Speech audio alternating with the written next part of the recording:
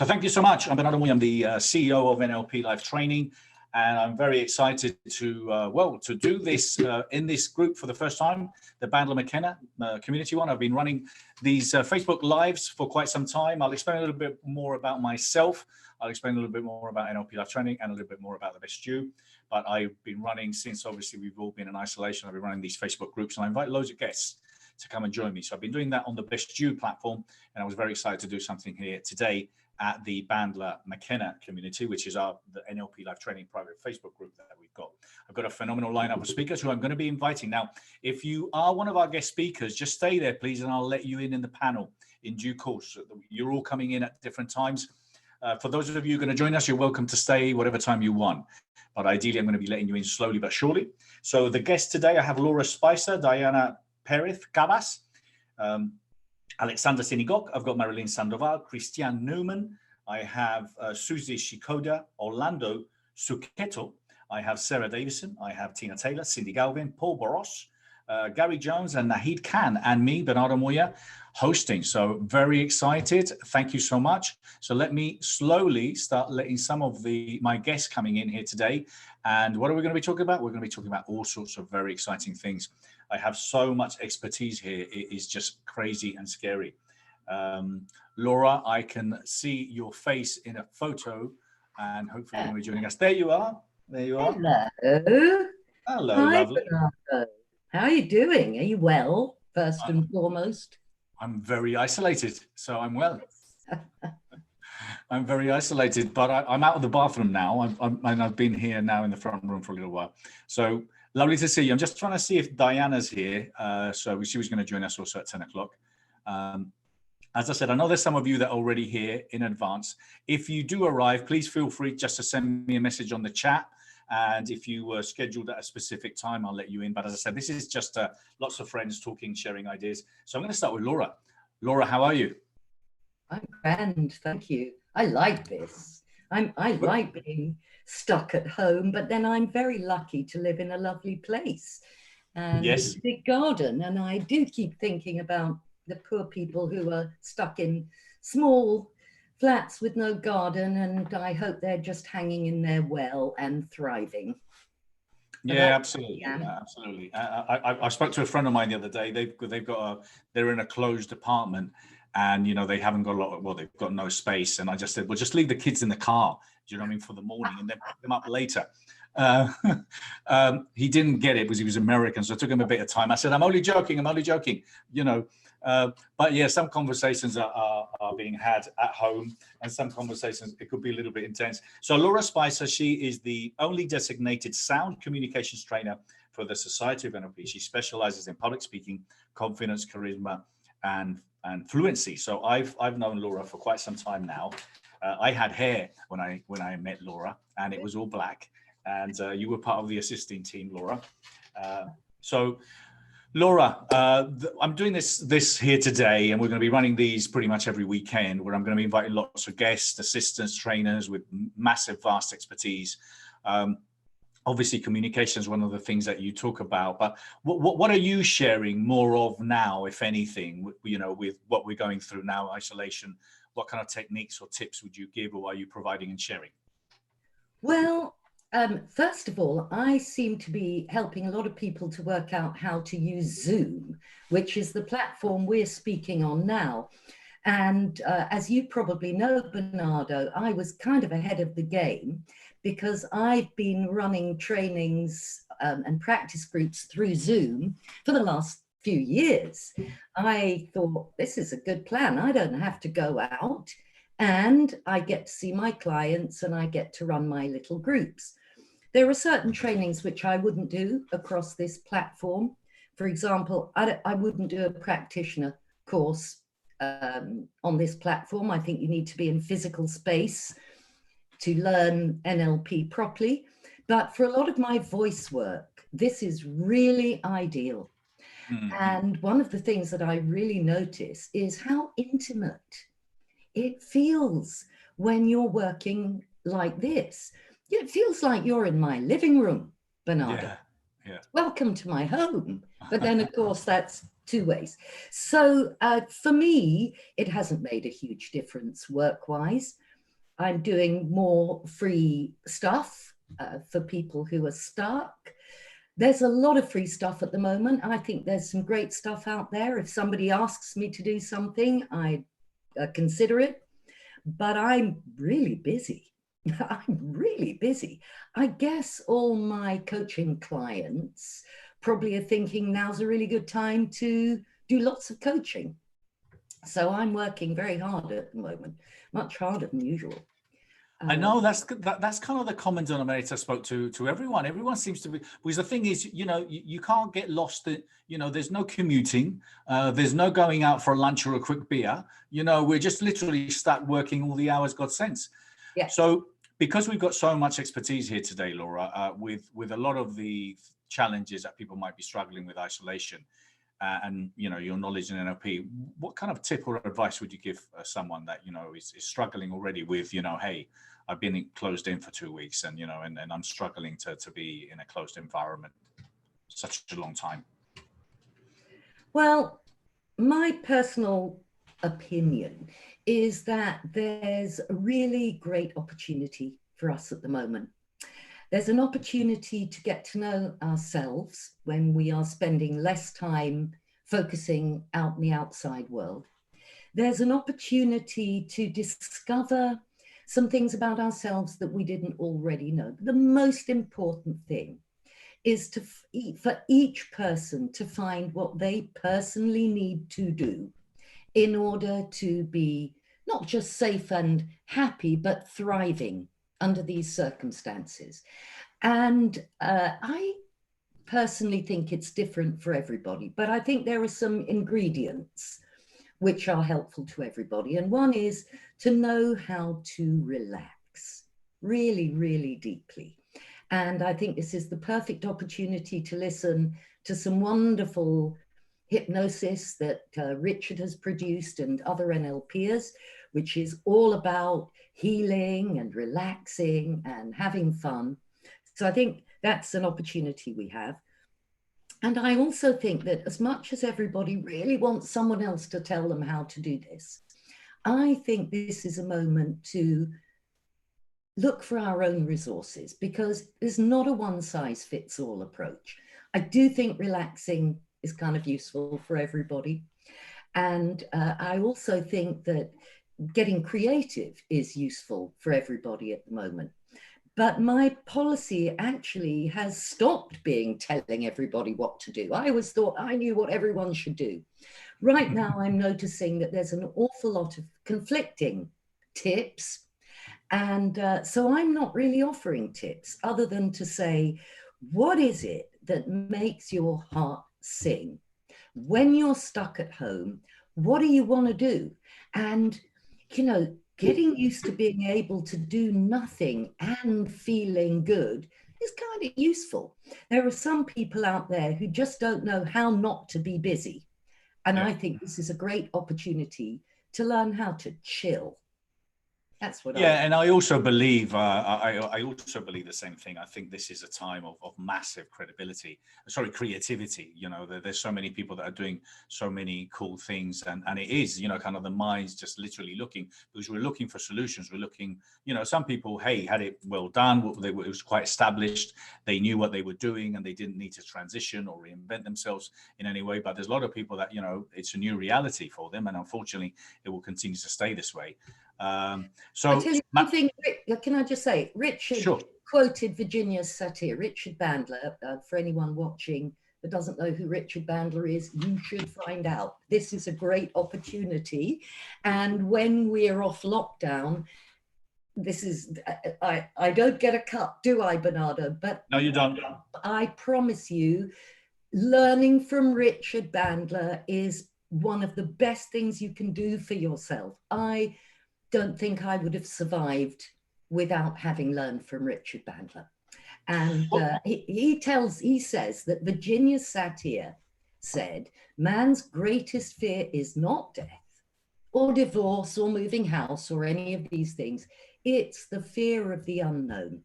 And I think that we're all facing a bit of unknown at the moment. We don't know when this is going to end. We don't know who's going to be safe, who isn't. And all of these big existential questions. So to me, this is an opportunity to learn how to get uncomfortable when you don't know what the hell is going on. That's what I'm doing, getting really comfortable with not knowing. I like that. That's a useful skill.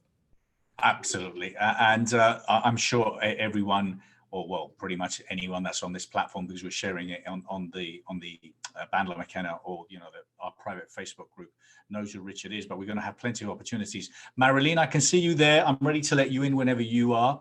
And I've got a couple of other guests, so I'm just going to say some names out. If some of you are ready to come in now, like Paul, I can see you there. Paul Boross, always love to have you in. Paul's there. I also have, I know, Orlando, you're going to come in a little bit later, but you're more than welcome to join us as well. So just put your hands up if you're presentable, if you're not in your pajamas still, or if you just got your top and no pants on, if you're ready and you want to share some ideas, well, come and join us, and we're going to be letting you in. But look, at the end of the day, if anything, out of all of the people that are listening here today, and all of the people that have joined us, or have done some training, is that NLP is probably, if not one of the most powerful tools that's out there. And having these skills where obviously you're aware of changing, or being changing your internal dialogue, making sure that you are aware of whatever limiting beliefs you're starting to create. Without even realizing, that this is the time to reframe, the current situation that we're going in, and looking out at, exactly the disadvantages that we might be having, but how great these could become as far as opportunities. They are gifts. We are getting gifts. I see this virus as a gift. Just saying that. I know it's got a huge downside, but most things have an upside and a downside. One of the important basics of NLP is flexibility of thinking and behavior. Hi, Marilyn. Hello. Hi. Hey, Marilyn. How are you? You okay? Yes, I'm doing lovely. I'm so happy to be here. I'm excited to hear what everyone's got to say, and thank you for having me. Where are you now? I am currently in London, UK. I'm an American, so there's my accent, but I live in London.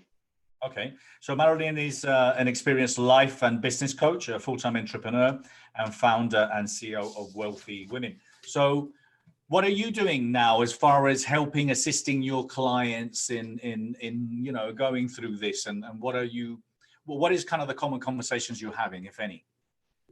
Yes, definitely the common conversations that I have. Just for background, I work mainly with female entrepreneurs, a lot of coaches, a lot of consultants.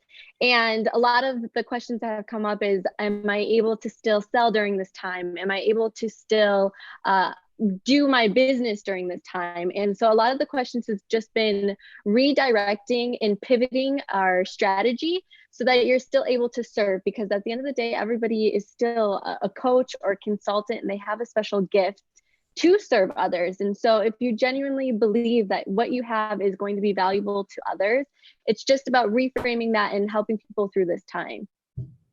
Yeah, and I think if one of the things that I will point out is obviously, because of, luckily we have social media, so we can do a Zoom and we can, do a Skype and we can connect with people and WhatsApp away or whatever it is that we're doing. But, there's so much going on now. Any of you that are on Instagram, or any of you that, and I'm sure all of you are on Facebook or YouTube, that little red light is popping up every 2 minutes. You can literally see, oh, he's gone live. Oh, she's gone live. Oh, he's gone live. Oh, she's gone live. So I think the challenge is now, well, first of all, it's beautiful because everyone is really engaging, supporting, collaborating, and really seeing how we can, support each other and make a difference. The challenge I find now is that it's going the other way, where what the hell shall I focus on? Well, what shall I watch? Because there's so much out there. It's overwhelmed. It is. Overwhelm. That's the question I'm getting from my clients. How do I deal with the overwhelm and too much screen time? Yeah.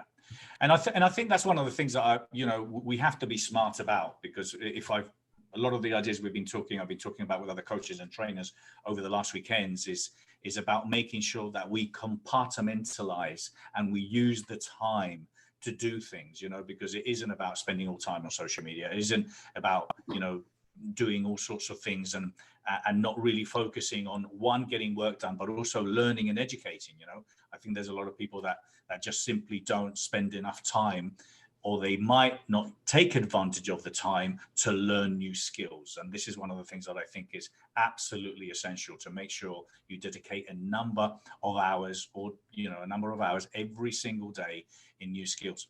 Hey, Susy, how are you? Hello. It's nice to see Marilyn here. Hi, Susy. How are you doing? Thank you so much. Thank you for the invitation. So, Susy, where are you at the moment? Where are you based? I'm in London now, but I'm from Brazil. Okay. And I decided to stay in London because I think here is more safe right now. Oh, okay. Well, I'll question that. But anyway, Susy is a master in NLP, author, speaker, mind trainer. She teaches people to program their minds using all their senses by changing habits through essential oils. Okay.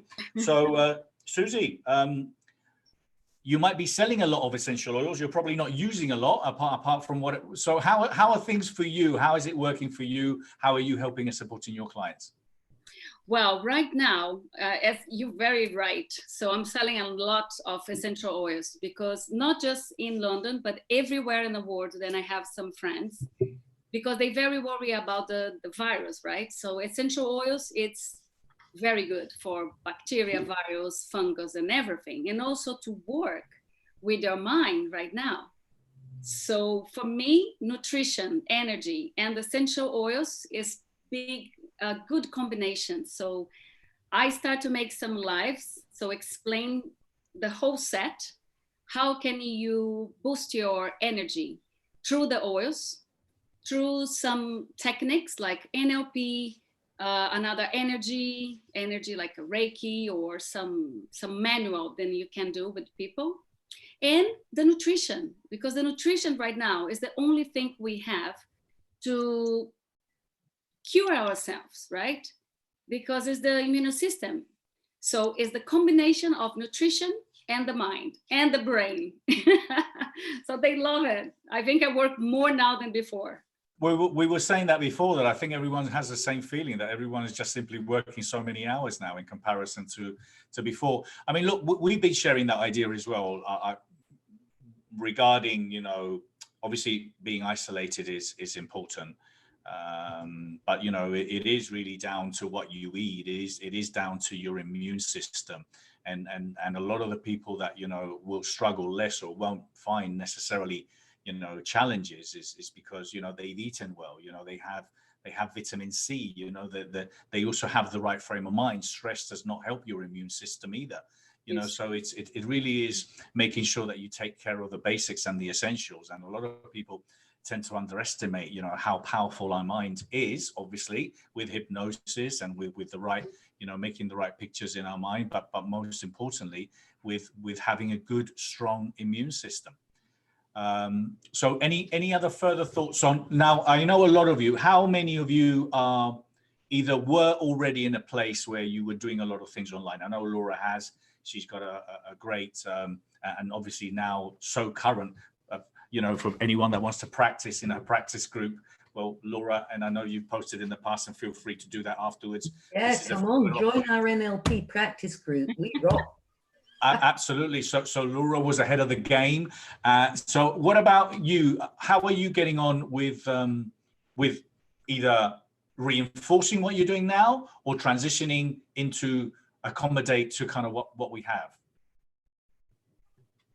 Yeah, I'm definitely online already all the time. So now it's just, I've definitely amped that up a lot more for everybody. I coach ladies how to get online. So we've definitely seen an influx of people who have wanted to shift. Maybe they were doing like one-on-one coaching of NLP or any type of coaching outside in person, and now they're just bringing it online. So it's kind of just adjusting people that way, but definitely have increased on my side.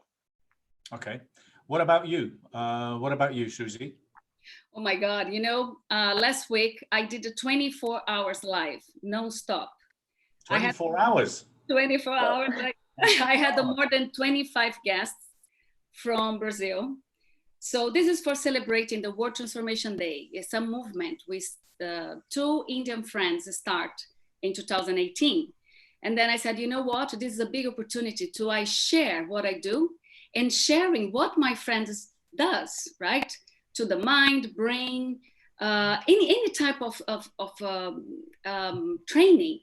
So I got a big speakers from Brazil. I got my mentors, I got professor, teachers, everybody, mothers, you know? So we share this 24 hours. And then this is one more general. And now I want to create one special for the mind, 24 hours live, just for brain and mind. So I'll invite all the specialists again, and we're going to make it this marathon. Well, amazing, exciting. Well, I think kind of one of the things that, I mean, us in particular, well, lucky or not, or, you know, we actually didn't have our NLP trainings, you know, for some of you that may or may not know, NLP Live Training, you know, has been promoting Dr. Richard Bandler and Paul McKenna for the last nearly 11 years. And, you know, we've normally had our courses in May and October. And funny enough, this year, we actually postponed, well, we didn't postpone, sorry, we actually just scheduled one course, which was in October. And so, you know, it hasn't caught us in a bad way, because, you know, it would have been tremendously challenging, you know, to have 400 or 500 international students that we would have had to, like, you know, well, basically postpone the event for a later date. So for us, it's worked okay. We had a lot of the content that we've had over the years, we did have online. I think one of the things that we are, and luckily I think we've got more than 60 NLP live talks, which are talks that we've got from all sorts of people, including Laura, Jace, Richard Bandler, John Laval, Kathleen. You know, we've got some fantastic content there in the library on the Best You Online, but we're obviously now very keen in exploring what we could do in order to create courses that aren't necessarily, you know, a practitioner, which ideally, you know, as Laura was saying, you know, we probably have to teach in a class, but there's a lot of skills that you can be taught online. So we will be transitioning quite, you know, very quickly there in order to bring NLP to home, because look, let's face it, it is going to be a new reality. My concern, Laura, is how many people, I mean, I think this is not only, I think this is going to be a phenomenal time as far as creativity, as far as people coming together and creating amazing content, writing amazing books because they have the time now. But I also believe, additionally to that, it's going to be a phenomenal time to be NLP trained, if you're a coach, a trainer, a therapist or whatever, because you're going to have a lot of clients. You're going to have a lot of clients with all sorts of phobias, all sorts of fears, all sorts of anxieties. So what's your thoughts, Laura? Because I'm really concerned about how many people. I went upstairs to the terrace the other day, and I must have been at least 20 feet away from this couple. And their eyes were popping out like, you know, like I had radiation around me, you know, like, calm down, chill out. I mean, there's so many people are just like completely, what's your thoughts on that? Aren't you concerned about how many people are going to be really phobic or have fear about these things, Laura?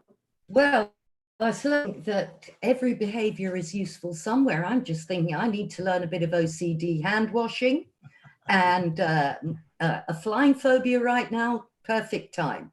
But, you know, it's all about the behavior which is appropriate, because every behavior is useful somewhere.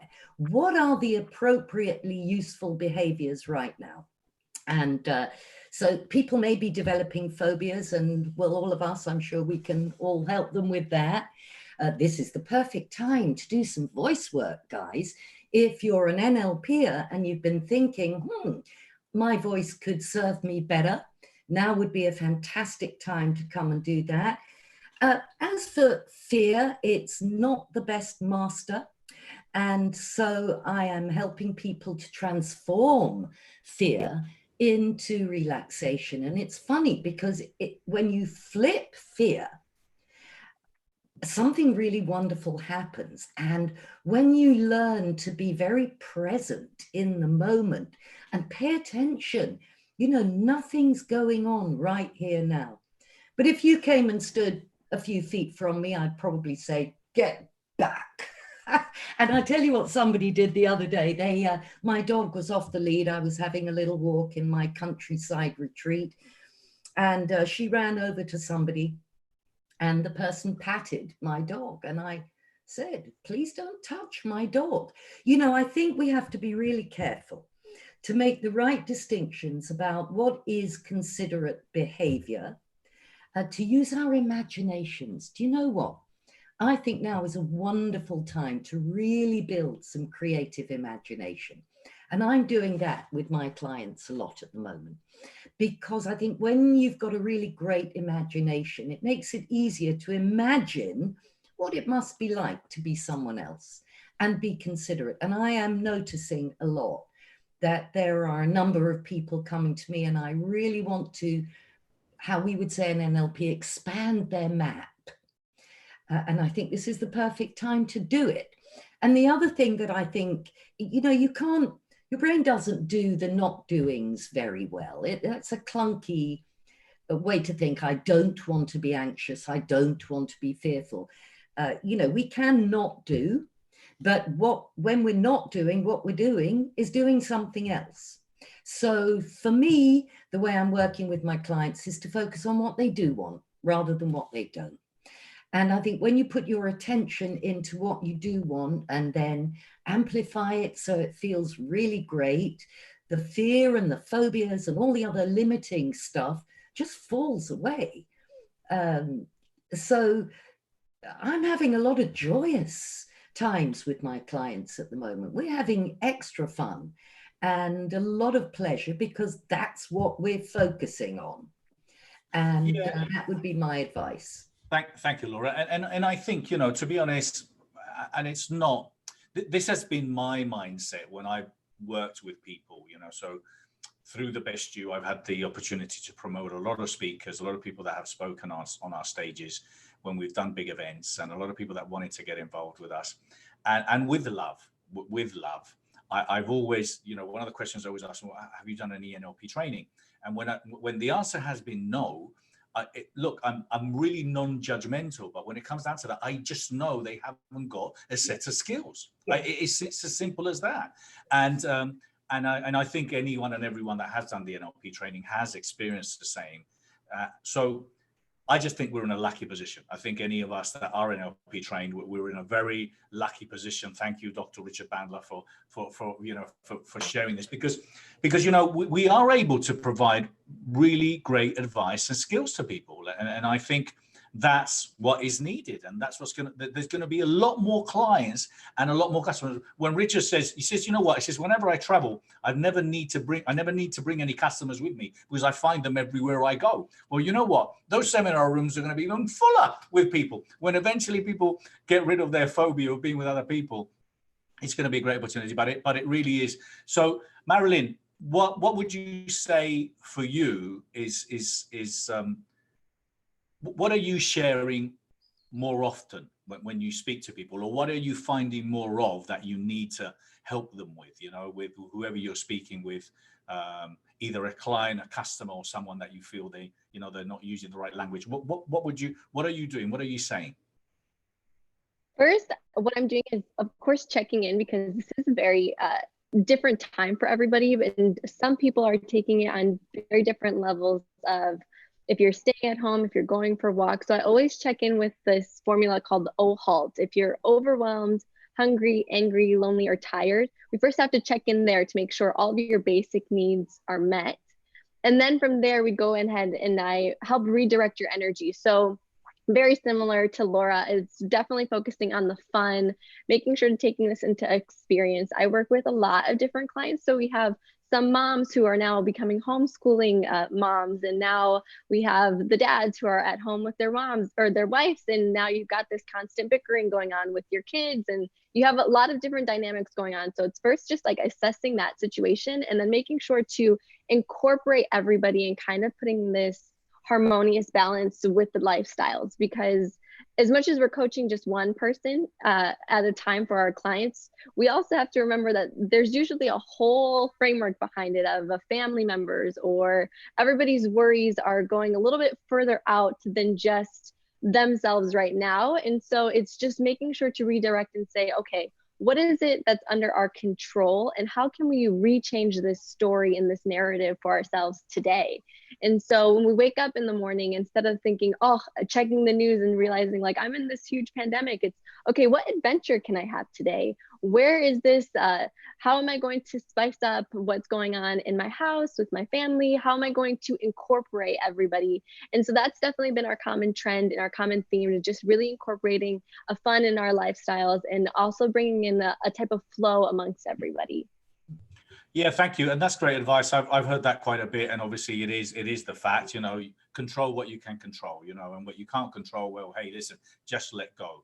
And one of the things that, you know, is very simple is again, what you focus on expands. So if you're focusing on reading about coronavirus 4 hours a day, guess what? Your levels of stress are going to go up. You know, you just simply, and you know what, at the end of it, you're going to become an expert, but you're going to become a very depressed and stressed expert. You know, read the necessary information. What is the information? They've told you you've got to stay at home. Stay at home. They say you've got to wash your hands. Wash your hands. So just have the basic things and then just get on with it. And then just appreciate, as you said, what we have, and take this downtime, for heaven's sake, to, you know, and use it wisely to do all those things, because I can only, well, we all know. How many of us have procrastinated about all sorts of things? Oh, I should have, or you know, I'm going to write my book, and then you just don't get that. You just don't make these things happen. You don't do it.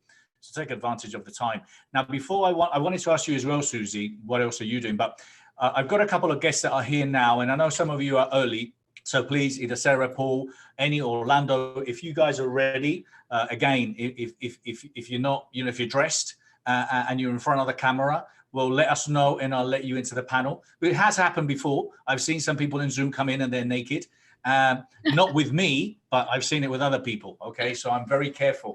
So please give me a heads up. So Susie, what are you doing apart from obviously, you know, doing these 24-hour marathons? I do hope you have some food, or someone brings you food, because if not, where's Susie? Oh, she's on the floor. She's fainted. So what are you doing?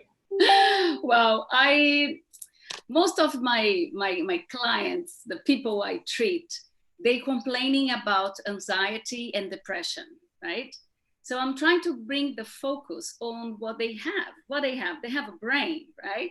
So let's work on your brain. So I invite them inside of my house, and then I show what can I do, what we can do together. So we do exercises, brain exercises, you know, because people just think we have physical exercise, but they forgot the brain. And we need to work with our hemispheres. This is the big trick. And doing the techniques of the Bandler. NLP is fantastic for you refrain, for you anchor, right? Anchor. This is very important, because in any situation they have in a house, we do some therapy together, then they anchoring the good moment. So if they're not with me, they can use. So it's basically see the simple things do you have in your house. Like we used to say in Brazil, we have to dance accordingly with the music, right? So what's the music you have in your house now?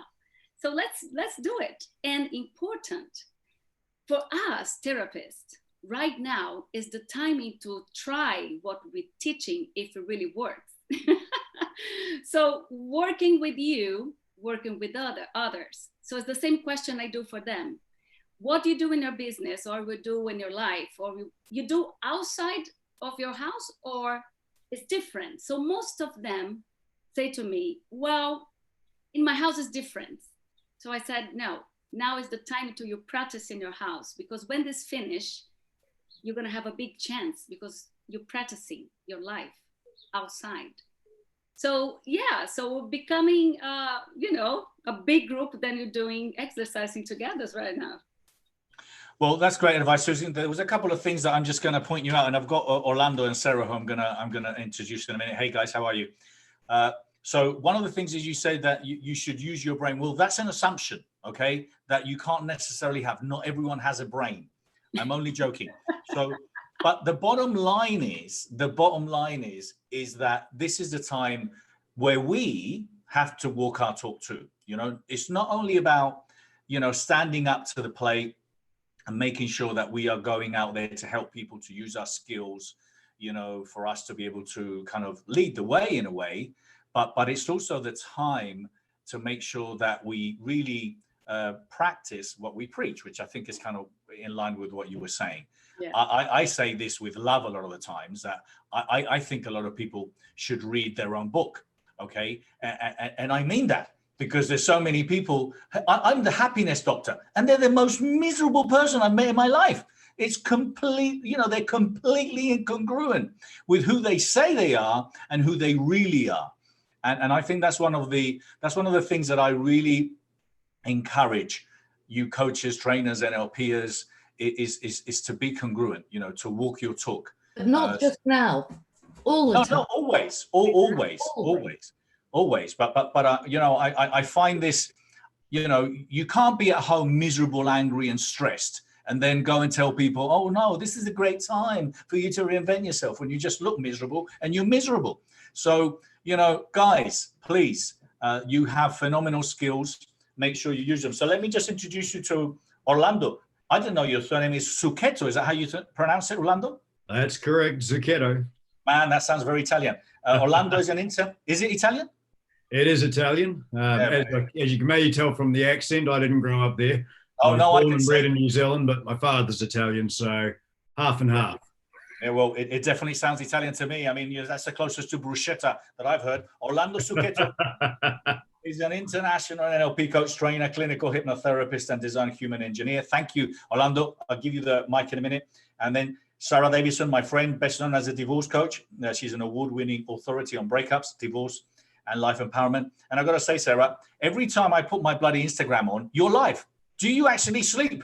You're live all the bloody time. I mean, woman, you got to chill out a little bit. I know there's a lot of people that need help because, you know, there's a lot of challenges at home at the moment.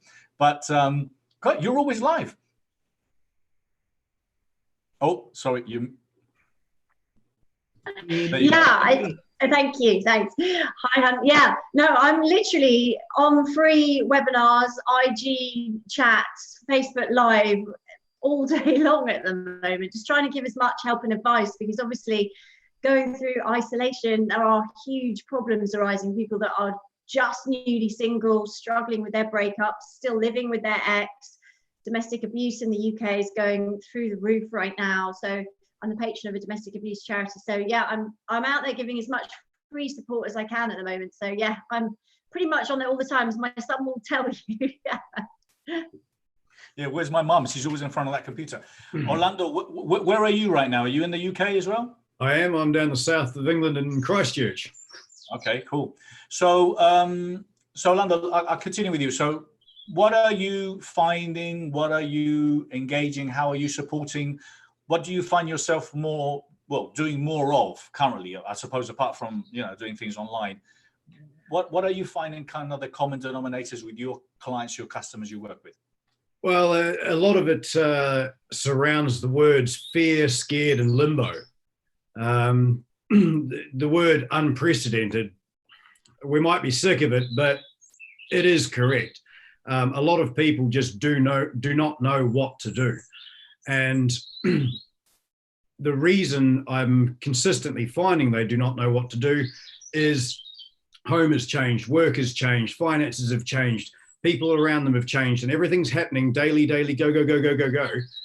And they're getting caught up in that, and they're trying to think at that speed, which is different to what they would normally do when they're being particularly resourceful. And the overwhelming advice that I've had to give to every client, even just to understand them, is just say, stop, slow down, and now tell me what you need or want.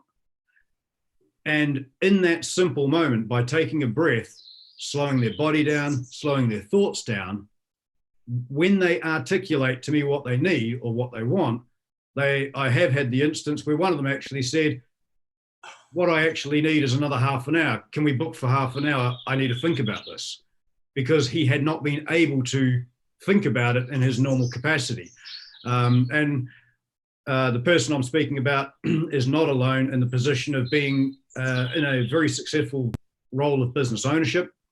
He has a lot of staff around him, his team, most of them have been with him for a decade, and he has literally taken home the weight on his shoulders of all of his staff's potential future. Well, of course, while he's looking at this massive thing in front of him that he has to overcome, and there's so much information coming from different directions, and some of it, to be fair, due to the speed of the changes, has been varying from different professional bodies versus government. It's made it very, very difficult to make clear-cut, informed decisions whilst maintaining a veneer of control to staff. And look, the role of authenticity in our society has just gone through the roof. Those that are standing up saying, I'm not comfortable with this, and let's work together and find a solution, that's ringing true to a lot of people outside of the exception to the rule that says, oh, there's no problem here, there's nothing to see, there's nothing to see. Well, unfortunately, people are spending a lot of time seeing, as you mentioned earlier, Bernardo, possibly far too much of the same thing over and over again that they may not need to be reminded of.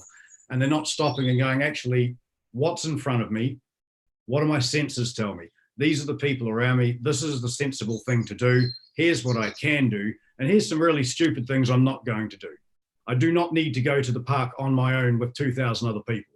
It just doesn't work like that. But the overriding message, or the theme, I've been in contact with almost all of my customers, which are either coaching clients or practitioners that are looking to enhance skills. The initial contact to all of them was just, whatever you are doing, just stop, slow down, and when you're as resourceful as you possibly can be, then look at what you can do. And you might actually come up with some new ideas. Some of it is still, minding my language, not flash, but it is what it is. And the things that we cannot control are out of our control. What is in our control? How can we make this feel familiar very quickly? Because once our environment around us feels familiar and we get a routine in place, whether that's work, job, children, whatever it might be, once that routine's there, we go, right, I have a feeling of familiarity, therefore I can be in control. And that familiarity, when taken away, is very powerful. But when you bring it back into yourself, it's even more powerful because you are in control. Thanks, Orlando, and that's great advice. And I think, I use that analogy sometimes that we have challenges or problems that, are, we're so close to them. If you look at it, it's like if you were in a forest and you're just literally standing in front of a tree. If you've got your eyes and your face in front of the tree, well, you can't see the forest, can you? All you can see is just wood right in front of your eyes. But if you take 2 or 3 or 4 steps back, all of a sudden you start seeing it in a different angle. And I get that a lot of people actually might not be able to maybe walk and go out for a walk, or as a lot of us still can. But I for me, it's so important to become aware. And obviously, with NLP, we know this, but think about what you're thinking about is what I'm trying to say is, and spend time thinking about quality things. And again, this time that we have, which is in front of a screen, which we're spending a lot of at the moment, isn't beneficial either, so that's what I was saying before, is to make sure that we value and spend time in watching great things. I had a Facebook Live yesterday we've got a relatively good reach. This was with Jeff Hoffman. He's the founder of Priceline and Booking.com. He's a billionaire. I mean, this man speaks, everyone should listen. And there was like 16 or 15 people on it. And I was shocked, because I'm thinking, this is just madness, because with love and respect, there's a lot of people waffling and talking about a lot of nonsense as well, so we could be distracted and spending time listening to the wrong people or doing the wrong thing. So, again, let's make sure that we spend our time wisely. So Sara, you're helping a lot of people. You, as I said, you're online all the time. So what, very challenging. I know part of it is obviously living with someone that, there might be some, well, an unhappy marriage or even abusive, which could make it even more difficult for kids as well, so I'm sure that's one of the reasons that you're finding yourself, all over the place right now, trying to help and support people that way, aren't you? Yes, I mean, I just think it's important right now to do whatever we can with the resources that we've got. Like I'm not a nurse or a doctor, so I can't be out there on the front line, but what I can do, and I know a lot of the other experts here on with you, Bernardo, and your network are helping people in whatever way we can. So that is important to me. So, and I'm getting stacks of emails. I mean, I'm running another webinar in 15 minutes, my own one, and I've literally got pages and pages of questions that have been sent in for me to answer, anything from living with a difficult ex to my ex left me and I'm on my own. How do I co-parent during this time? You know, all sorts of different things. But one of the things that's become really, I think is really interesting is that the behavior that we're in the UK, being forced into isolation, is actually really similar to the behavior that we go through after a breakup, because that forced separation, that forced having to be on your own at times where you would normally be with somebody else, losing that contact, having to build your self-reliance as an individual rather than having someone else to lean on, is actually very similar life skills. You know, those NLP skills that you were talking about earlier that we all learned. I mean, I learned them with Richard, it was over 20 years ago now, I think, scarily, but you know, those skills are transferable. Those skills you can use with the same skills that you're using to cope with adapting to surviving with isolation, coronavirus, and the same life skills you can use to get over your breakup. So it's about looking at what works for you as an individual and then using those strategies that fit for your personality, the way you live your life, who you are, because there's no one size fits all for everyone. It's not going to be the same. Like what works for one of us isn't going to work for our neighbor. So we've got to really tune in. And I think that's where the expertise of all us experts here, coaches, therapists, can really come in to help people on a one-to-one basis, but actually helping and giving sort of generic advice and answering questions like I'm going to be doing in a bit. It really helps as well, just to give people that boost, I think. And it's really important that we all do what we can right now. A lot of it is around community. Obviously, a lot of it is around communication and discussing, because you know it is very intense. You know, hey, listen, you might have been married for 7 years or 10 years, but you might be spending more time with your other half, you know, in a month than you probably spent in the last couple of years. You know, technically. So it's going to put a lot of stress. So what is best to do? You know, for those couples that are spending a lot of time with their kids and they haven't got any private time or any time for them to be able to build on what they do? Well, I think the first thing is you've got to communicate better, because each of you are going to have your own ways, your own individual ways of coping with heightened anxiety, which is what we're all living with now, with the fear and uncertainty of the virus. So how do you normally cope with anxiety? So are you one of those people that snaps? Are you a snapper? Are you a nagger? Do you retreat? Do you get quiet? Do you shut down? You know, we all got to be honest with ourselves and think, gosh, how do I react with that uncertainty and fear? And know that behavior, you're going to be doing a lot more of it because of the fear around. And also, you know, acknowledging what your partner or your ex-partner, in some cases, how they react, and sort of coming together to say, look, with love and understanding, let's treat each other with kindness and respect during this. I know I'm going to be a snapper, and you know you're going to get angry. So let's work out how we dissolve that when those issues come up. And I think if you can, you know, not everybody can do that. Not everyone can have that amicable discussion and be that honest without it turning and escalating into an argument. But if you can, that's a great place to start. And if you can, or even if you can't, creating a safe sanctuary for yourself in your own home, where you agree that that's your timeout zone almost, so that you can go away, shut the door, and that's your little piece of sanctuary where you can go and not be interrupted, is important as well. Everybody needs to create their own private space within the environment that they're living in, even if it's just for a few minutes at a time. Perfect. Great advice. Thank you. Paul, Boross and Christiane, I know you're both there. You set up as panelists, so just jump in whenever you want. Turn your camera on, especially you, Paul, if you're visible. Okay. Turn the light down. He's dressed though. He's dressed. Oh, there he is. There he is. Hey, Paul. In the war, reading my own book, to be honest. Hi, Christiane. You were reading. Yeah. You was reading a book. Yeah. Well, you told me to. Yes. Well done, Paul. And so, has your missus let you out of the bathroom then? Yeah, for an hour. Just for 10 minutes, and then I'll be gone.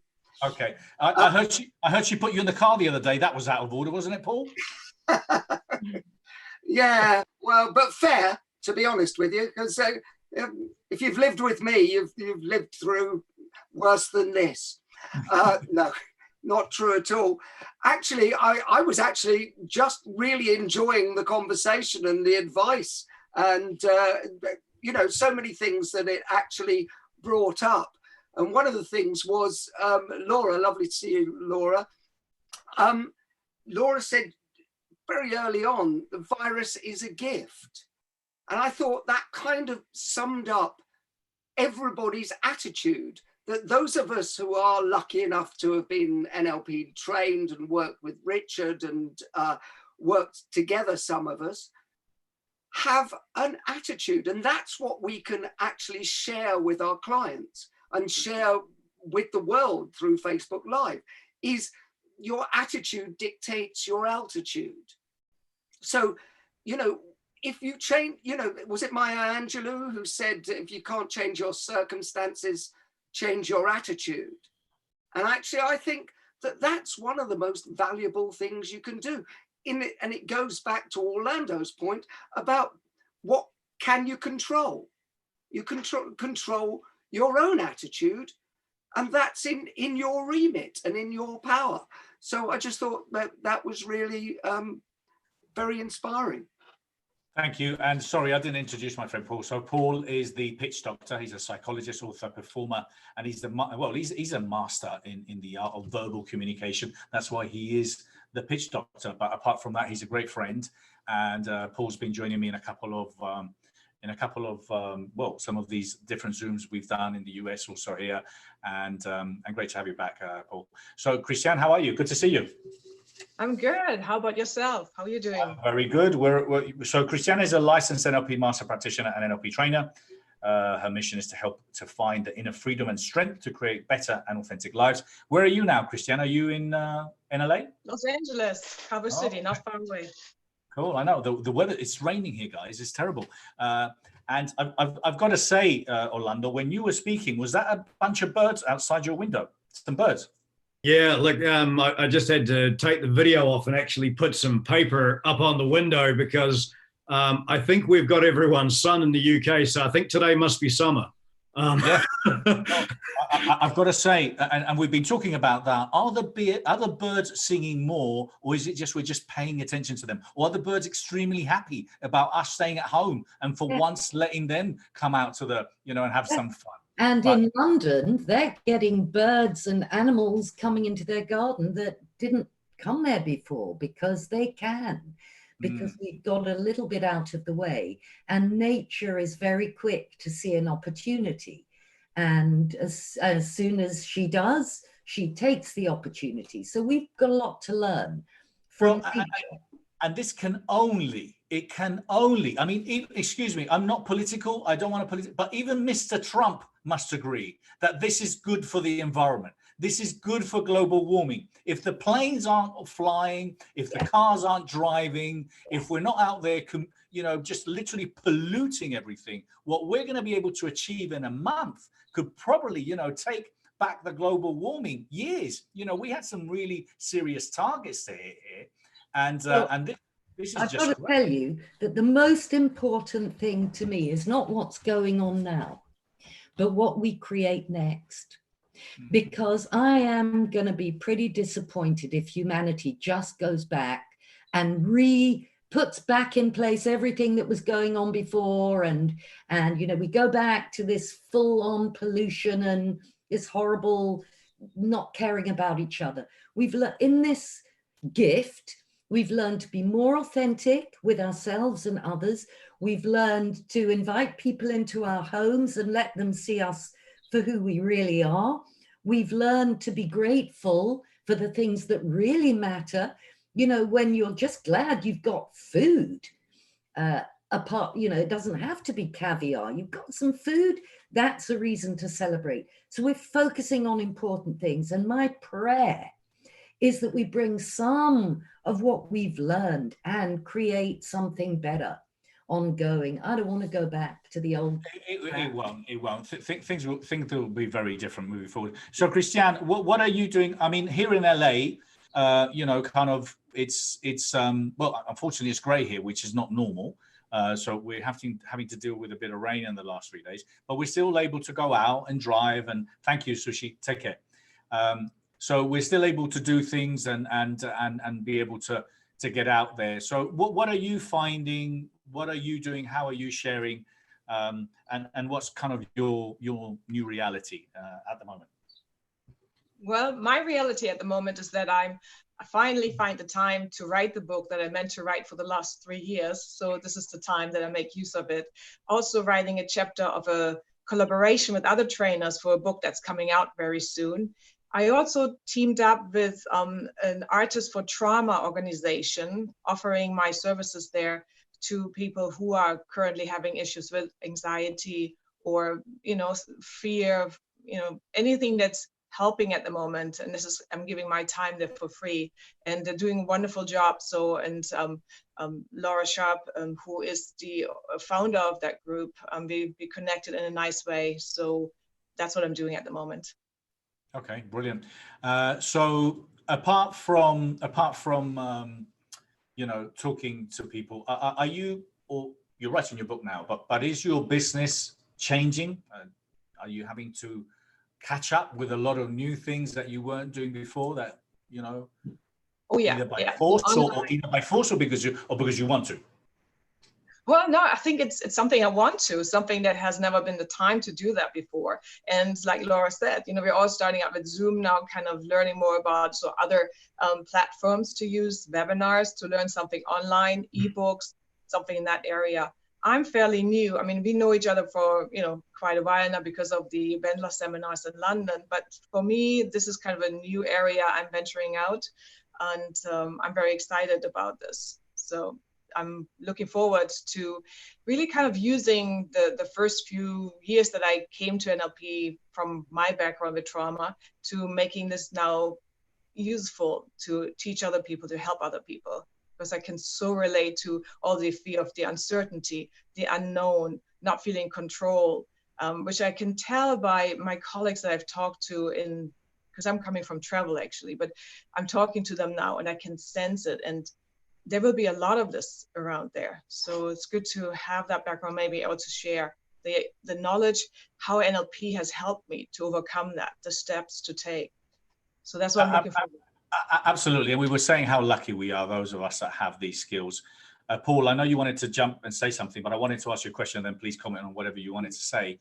I was thinking this morning, and we talked about it last time as well, and it's a quote of Richard's that says that humor is your invisible shield. This is the most important time to laugh, isn't it? And trust me, I'm not laughing at the situation because it is serious, but you know, again, if you can control what you can control, and if you can't control, because I mean, Paul and I were laughing about some of these things going on Instagram, you know, a guy walking into a supermarket with a dinosaur outfit, you know, or a guy walking in with plastic bags, you know, taped all around his body and his head apart with two eyes. Did you see the guy with the hula hoop who connected to his head so that everybody had to stay 2 meters away from him? Yeah. So he has this enormous hula hoop around him. And he's in a supermarket. And you're right. And everything, well, we all know, working in NLP, that humor is one of the greatest state changers there is. And actually, one of the quotes I love best about Richard's, apart from the one you just said, Bernardo, is that people say one day you'll look back on this and laugh. Why wait? And it's true, isn't it? Because if you can't get perspective now, it's really tough that you do it. I do it with clients all the time, because if you want to shift their state, for me, the easiest way to actually shift their way of thinking. And if you're laughing, you're getting a different perspective on the way it is. So I think it's crucial. I don't know what about you guys, but I think it's probably one of the greatest things we have in our armory.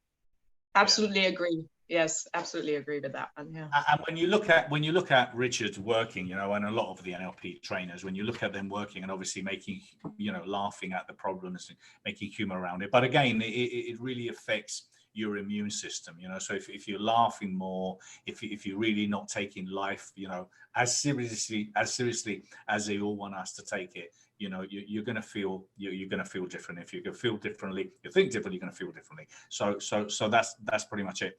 So Paul, what else what are you finding a lot of when you're speaking to people, apart from obviously trying to get them to kind of like laugh a little bit? What are the main things that you're sharing with them?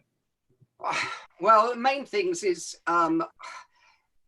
people who watch a lot of the news, and I know you were talking about it earlier, are so inundated with the words that they keep replaying to themselves.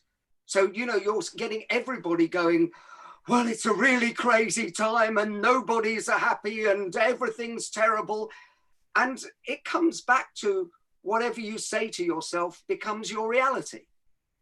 And one of the things I'm having to do with pretty much everybody is to get them to watch their own language patterns. Because if you're saying that, people are just going to go deeper and deeper down into the mire. I think your advice about not watching the news too often is very good. Unless, like me, you enjoy watching Trump's press conferences late at night, just for the language patterns and the body language. I mean, for us, it's a gift, isn't it? Yeah. I mean, to be honest, that's where I'm getting my laughs. Yeah. I mean, yeah. It's not. I feel sorry for you in America, to be honest with you, but and karma's funny how it goes round. Paul Boross, isn't it? Yeah. I mean, I'm not being funny. I mean, I've been looking at, I've been reading the news. I saw what was happening in Italy. I saw what was happening or coming to Spain, and everyone taking measures in the US. And I was just gobsmacked because I could see, oh no, everyone still go to the pubs. Everyone go to the restaurants. Excuse me. This is a reality. Guys, take action. And we're not going to talk about that. You and I are going to talk about that another time. Leadership, guys. We need new leaders everywhere, because some of the leadership that we've had around the world has been absolutely appalling. I mean, playing with people's lives with no responsibility, no sense of responsibility, and no brains either. It's just shocking. So Orlando, what are you doing now that you weren't doing before? Because, hey, I don't know when we're going to be back at the seminar rooms with hundreds of people in the room. And I don't know if you're going to do a rapid hypnotic induction, by touching their hand without them slapping you back in the face. So, what's going to be happening next? Well, look, extending on what yourself and Paul have been saying, and I think one of the other ladies touched on it earlier as well, that yeah, it's all very well having these skill sets and running around and making them available to other people, but I do think that it's first look after yourself and get yourself in the right state before you're working with others. Look, I'm human too. When the day it was announced that everything must stop, within one sentence on the television, I watched a 4-second movie in my mind of my training business that just disappeared. And for the work that had gone in to build that, I'll admit that was heartbreaking. I believe there's a saying in the UK that you kick the cat. It doesn't sound very nice for the cat, but when you get peeved off, you kick the cat. Well, I was all out of cats, so I grabbed a beer and I sat outside. And I had a real good whinge to myself. And after about 60 minutes to an hour and a half, I got fed up with my own moaning. And I had to stop and go, hang on a second, take your own advice, buddy. Stop remembering. Whether it's, I don't need the TV to remind me. I don't need it to help me remember something bad. And I certainly do not need to be doing it myself. Just stop, get yourself in check.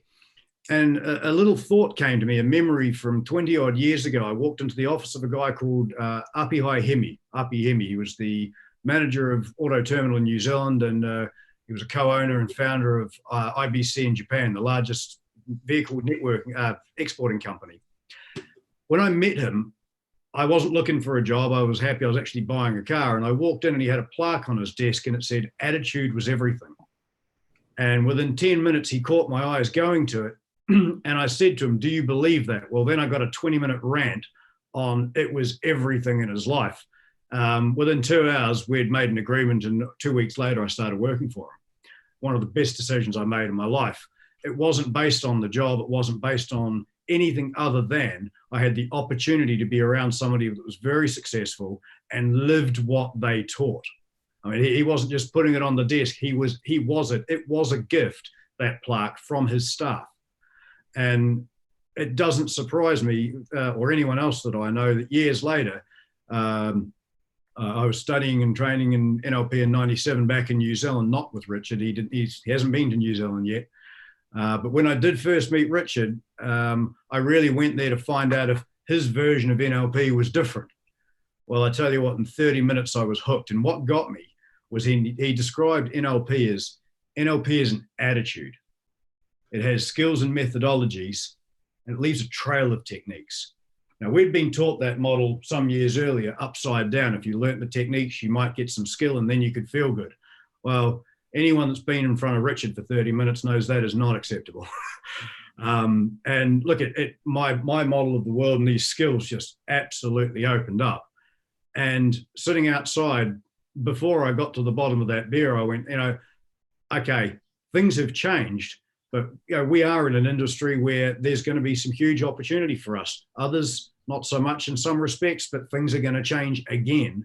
And if there's one thing that we should be able to manage, it's change of ourselves and working with others. So although I already work to a small degree online, within the last 2 weeks, we've already started continuing doing work with individuals and starting working with groups, learning more about Zoom and other media platforms that in the past, to be fair, I wasn't really interested in. And look, I could look back and say, maybe I should have been, but look, where am I now and where do I want to be in a month and 6 months' time?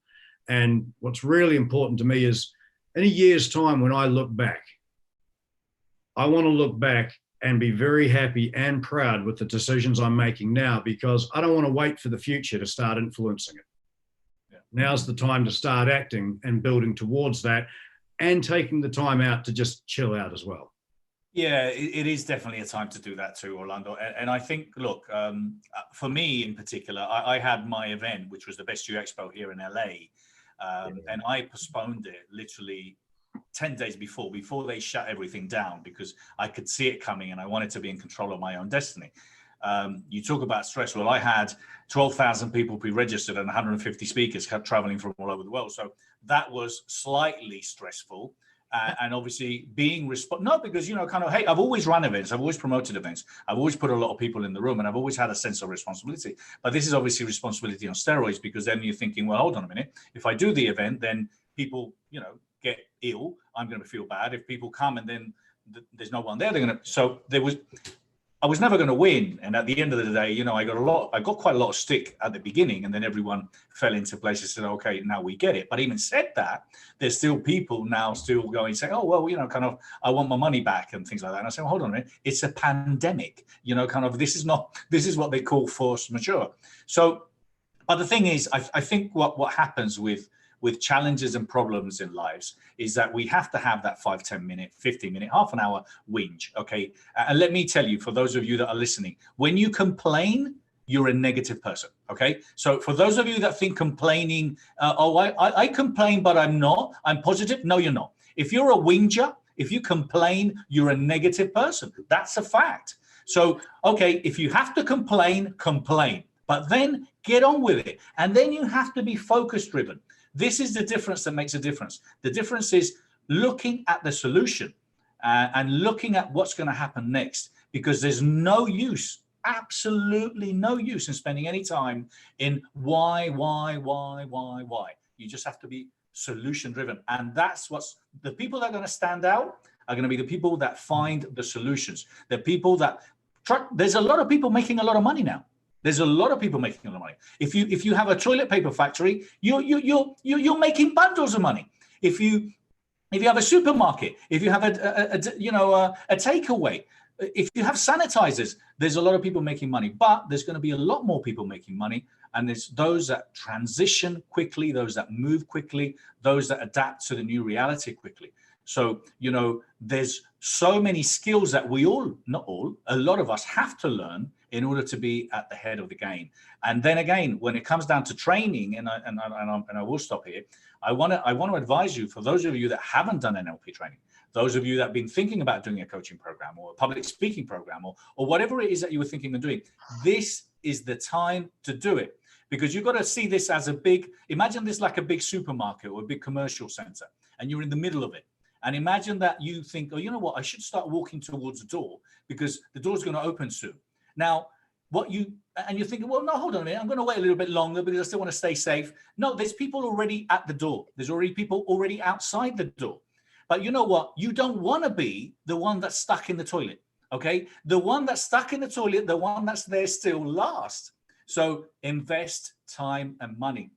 And for those of you that are NLP trained, for those of you that have training companies, for those of you that provide services, where now we are, we get picked on, so if you go out there and say, oh, I'm going to charge you for my coaching program, I'm going to charge you for, people expect everything for free now because the economy is tough. No, this will have to change. Okay. This is only temporary.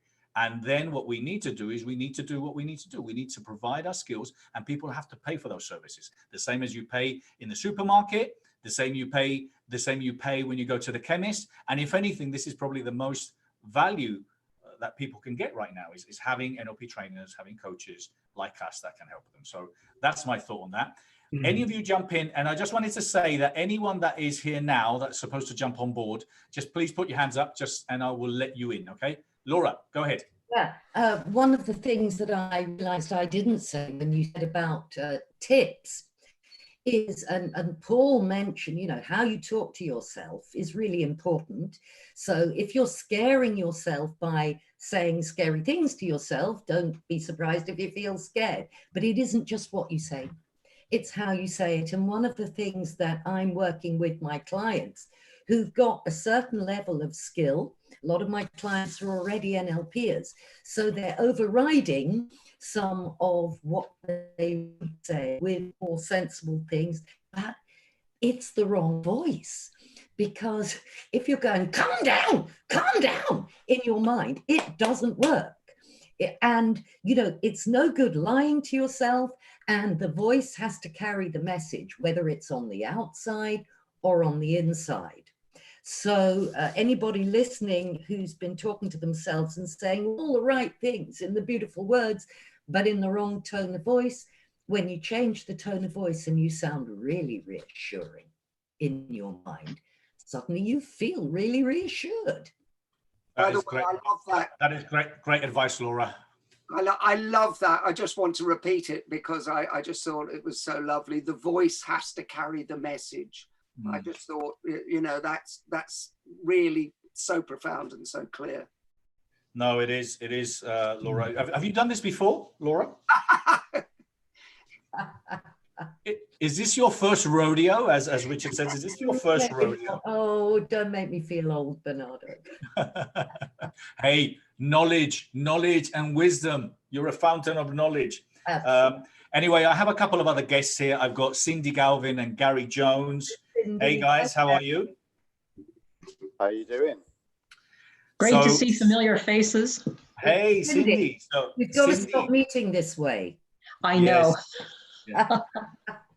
So Cindy, I'm going to do a quick introduction. Cindy helps people get success faster and make more money without having to work longer and harder hours. We were saying that we're all working so much longer hours, so I need your help, Cindy. She's also a speaker, author, hypnotherapist, and a licensed trainer of NLP. And welcome here. And also I've got Garry. Garry, lovely to see you, my friend. You too, Bernardo. So Garry is a transformational coach, international speaker, and a martial arts master. He helps those with mental health challenges and regularly does voluntary work for those suffering with PTSD. So guys, thank you for being here. And I appreciate you all, anyone that's been here before, anyone that's actually here now, and all of you that are watching here today or listening, because we'll put this also on a podcast as well. So I want to thank you because I know that all of you have spent so many years in the classroom, doing hundreds of NLP practitioners. And I know you've also helped hundreds and thousands of clients over the years. So there's a lot of knowledge here. And this community in particular, the one that we've got here, the Bandler McKenna community, is very engaging. So a lot of people are always helping and supporting each other. So I want to thank you all for being here today. So Cindy, where are you? I'm in London. Are you at home? I'm at home, yeah. Just checking, because if not, I'll tell Boross. Okay, and where are you, Garry? I'm on the Welsh Marches, Hereford in the United Kingdom. Brilliant. Okay, great. Well, thank you. So, Cindy, what are you doing more of now, and what are you doing in your personal time? How are you transitioning in these so exciting times that we have right now? Do you know what? I'm absolutely loving this time. I mean, if I just put aside what's going on with the pandemic, because it's a time of quiet, and I feel that I can actually think about things, and I just feel a sense of release. So what I'm doing is I started my second book. The More to Give was the first one. The second one's going to be an add-on to that with Mindy. And I'm working on the NLP book. I don't know if Christiane mentioned it or Orlando, that we're putting this NLP book together that we're all contributing chapters to. It's all the trainers got together and chatted about it. Richard's already written an introduction to it. It's going to be coming out. I'm not sure when. You guys can, maybe we're all getting our chapters in this week. So that's exciting. And it should come out on the 30th of April as an ebook. It's an ebook. Oh, that's great. Thank you for letting me know. So I'm just taking time to do things that I've wanted to get around to that I was putting off. So in NLP terms, on the timeline for writing my next book, it was out there somewhere. It's like, oh, I'll get around to it. And then suddenly it came right in on the timeline. And otherwise seeing clients, and I think some of you were talking about it earlier, getting a lot of people calling in, and they're just watching all the news and they're mesmerized. I think, Orlando, you might have mentioned the words in their head. They're just focusing on these negative things. It's like, stop doing that. I mean, it's great for business as a hypnotherapist, but we gotta help people to get past that. So I'm really having a lot of fun, to be honest, and just getting things done. Yeah, well done. And some people might say, oh my God, she's having fun. Because, there's a lot, we were talking about how many people are pretty tense, some people are tense. There was someone running the other day and they were literally jogging nowhere near this person. I don't know if they were on the other, but they were nowhere near. And she started screaming, shouting because, someone was running relatively close to them. So we were saying before, there's going to be so much work for us later. Garry, what are you doing more of, if anything, and how are you helping and supporting kind of the community, or what kind of tips are you sharing? In terms of doing, I guess I've been on Zoom for quite a while now, really working with people across the world, and I work with quite a number of top athletes as well, particularly in the martial art world. A lot of the sport has come to a stop now, but their challenges hasn't.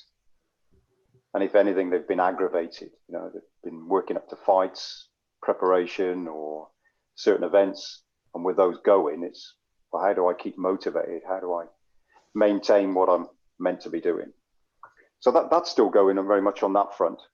I did do lots of stuff with mental health charities. A number of those have been closed down, and people like the technicians and that have gone back into the NHS to help with that, which is great. But I'm also doing some deliveries for superstores and everything as well. This is a very rural aspect of the world. And a lot of people, particularly the older people, are really isolated here. They're just, single farmers living on their own, vulnerable, old. So that's a great opportunity to help out there as well. In terms of changing the business and advice to people, I think there's two words that I'm using as a core of that is adapt and act. Because this is space to think. It is very much thinking time, but unless you're going to do something about it, it really is worthless. Now in the martial arts world, of course, that's a fundamental, to be able to adapt. That's what I've used as my training ground over the years, is all of the NLP stuff and other techniques that I've developed. What a pressure testing ground it is. If somebody's about to smash you in the face, It was Mike Tyson that said, really, everybody has a plan until somebody smashes you in the face. And, you know, and that's exactly what this has been. It is a smash in the face, but it is a gift. Absolutely. This is time for reframing for anybody else's NLP. You know, it's beyond belief at the moment. It's this wonderful, it's been brought up about nature stepping in for the opportunities. Well, we are nature. You know, the greatest amount of money that's ever been made in the world is in a recession. If you look back through all the recessions over the times, you look back through Federal Reserve information, that's when the most money is made, but only for those that are willing to adapt and act. Mm-hmm. And of course, a lot of people don't, and a lot of people lose a lot of money, and a lot of people fail. Can I just come in there with of course, Paul. Love you to. Really, and feel free to jump in if you have something interesting to say, obviously. Oh, well, then I'll shut up. Oh, shut up. But what's really, and Christiane was talking about it earlier, and Garry's just really brought it to the fore again, is that if you get a chance to do something for somebody else, I actually think that's one of the best ways through this. We have a set of skills, and by the way, everybody who's watching this has a set of skills that they can give to somebody else. And if you want to stop worry, actually do some work, give something to somebody, and actually you will gain so much yourself. And so, I mean, I'm on the NHS, the National Health Service, for those of you around the world list, and I get calls when somebody just needs to talk. Now, that's no big thing. I mean, Garry's delivering things around the world. Christiane's volunteering as well. It's no big thing, but actually the gift, and I would say this to anybody out there, is to yourself as well. Feel useful, feel valued, connect, communicate with people. And that's a real gift for yourself. And it's a gift that keeps on giving. Right. You know what, And Paul, if I can add, oh, go. Sorry, Christiane. Yeah, I just would like to add, because that kind of takes out the uncertainty. You can create something for this. So basically, you can have more opportunities to create the certainty, taking control, being proactive with something, you know, putting together like a daily routine with something, or having something that it's our choice, what we can do. What is it? Making a list of what can I actually do? What's in my control? You know, there's so much uncertainty, so much out of our control, but it's so important how we react to it, what we make out of this. Some people would still say this is not a gift. They don't see it in it. But if they would reframe it, you know, then definitely it will, if they see it as a reset time or something to go inside again and to really see, how can I make use of it? Maybe putting a time frame to it, because a lot of people say, oh, we don't know how long this will last. Well, we don't know, but if you would say it's a month or 2 months, I give myself, in this month, I want to accomplish this or that, then there is more certainty to it again, more control over what we can do actually.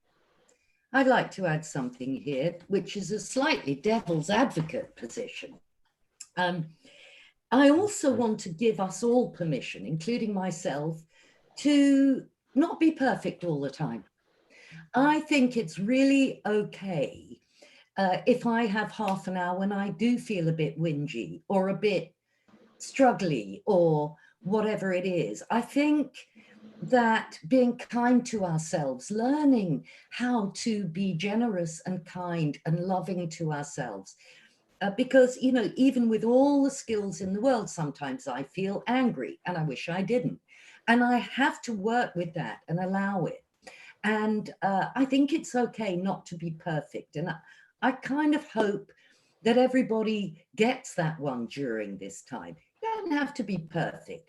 Doing your best and knowing how, you know, like Orlando was saying, that was such a great story, Orlando. You know, you were sitting out there with a beer feeling whingy, and then you got fed up with feeling whingy. That's a great moment. Well, sorry, Laura, to interrupt, I'm not interrupt, to carry on, but the key thing there, which for me happened only when I did NLP at the age of 37, was the key word, awareness. You see, for the first time, I was aware. And that's it. So as long as you're aware, you know, that you are miserable and angry. And absolutely, I agree. Hey, listen, I'm angry. I've got sometimes when everything's extremely dark and I wake up at 3 o'clock in the morning. But it's about being aware.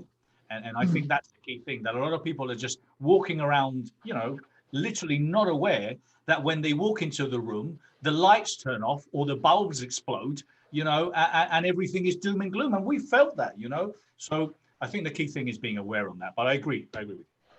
Just quickly. That's something. I'm going to say goodbye to everyone. Thank you very much, Bernardo.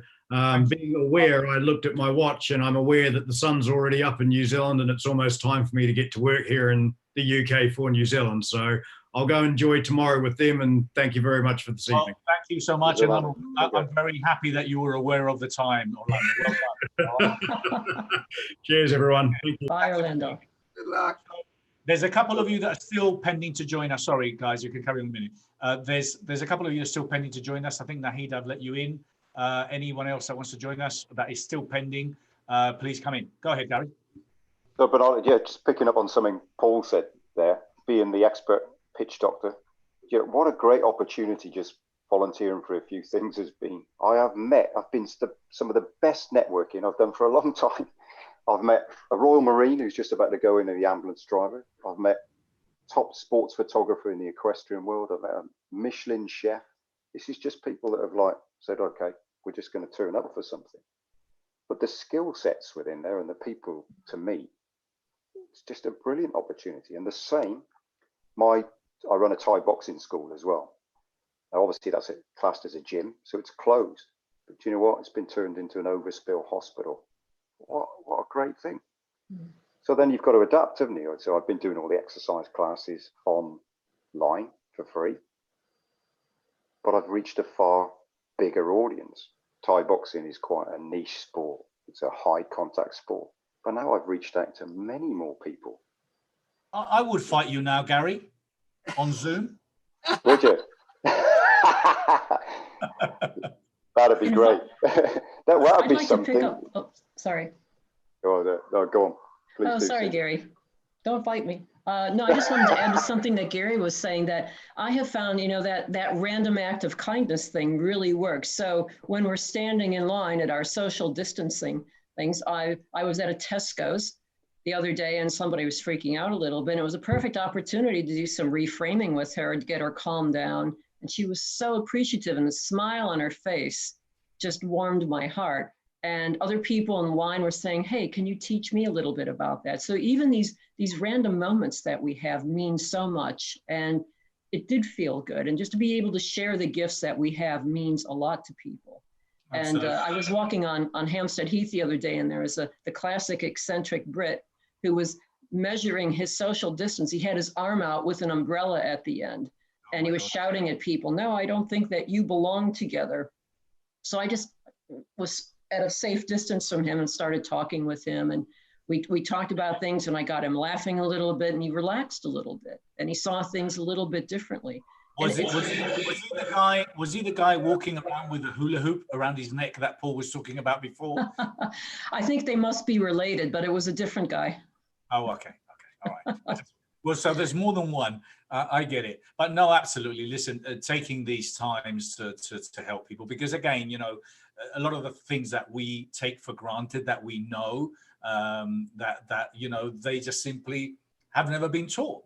So, you know, it will go far with what we can do. And I know a lot of you who are watching either on Facebook or on YouTube, please feel free to ask questions. And I would please highly recommend each and every one of the panelists that have been here today.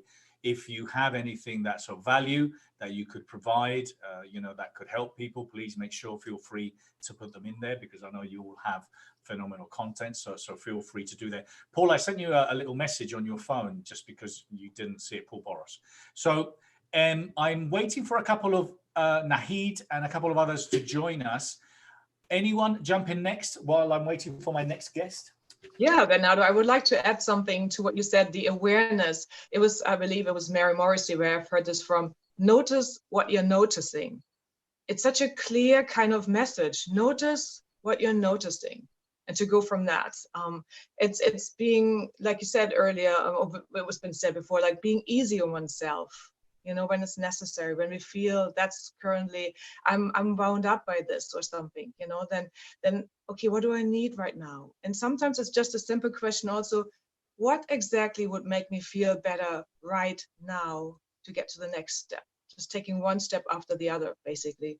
And then, of course, finding kind of a healthy solution, not the drinking part, unless it's just a little bit maybe or so, but in moderation. You know, if it's maybe the bath, taking a bath, or music, or going for a walk. So yesterday I had one of those moments where I got a notice that I wasn't happy about, and I just felt I need to do something. So my coping was then to go for a walk, to call someone afterwards, maybe. So just to, what helps, to have maybe also a list to write down, even when the anxiety kicks in for some people. So to have a list, what coping would work well, what can they try? And reach out. I think reaching out is really great. And, you know, we are a fantastic NLP community. We've all been trained, our attitudes are all in service to our fellow humans. It's what lights us up.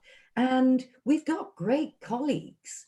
So, you know, if I'm having a difficult day, I will contact one of my NLP colleagues and say, hey, I'm not ashamed to admit that today I need somebody else's perspective because mine's just a little at a low ebb, I'm a bit tired, or, you know, I don't know what to do, or I'm worried about something. And then, you know, we can help each other. If this isn't a time to collaborate, then I really don't know.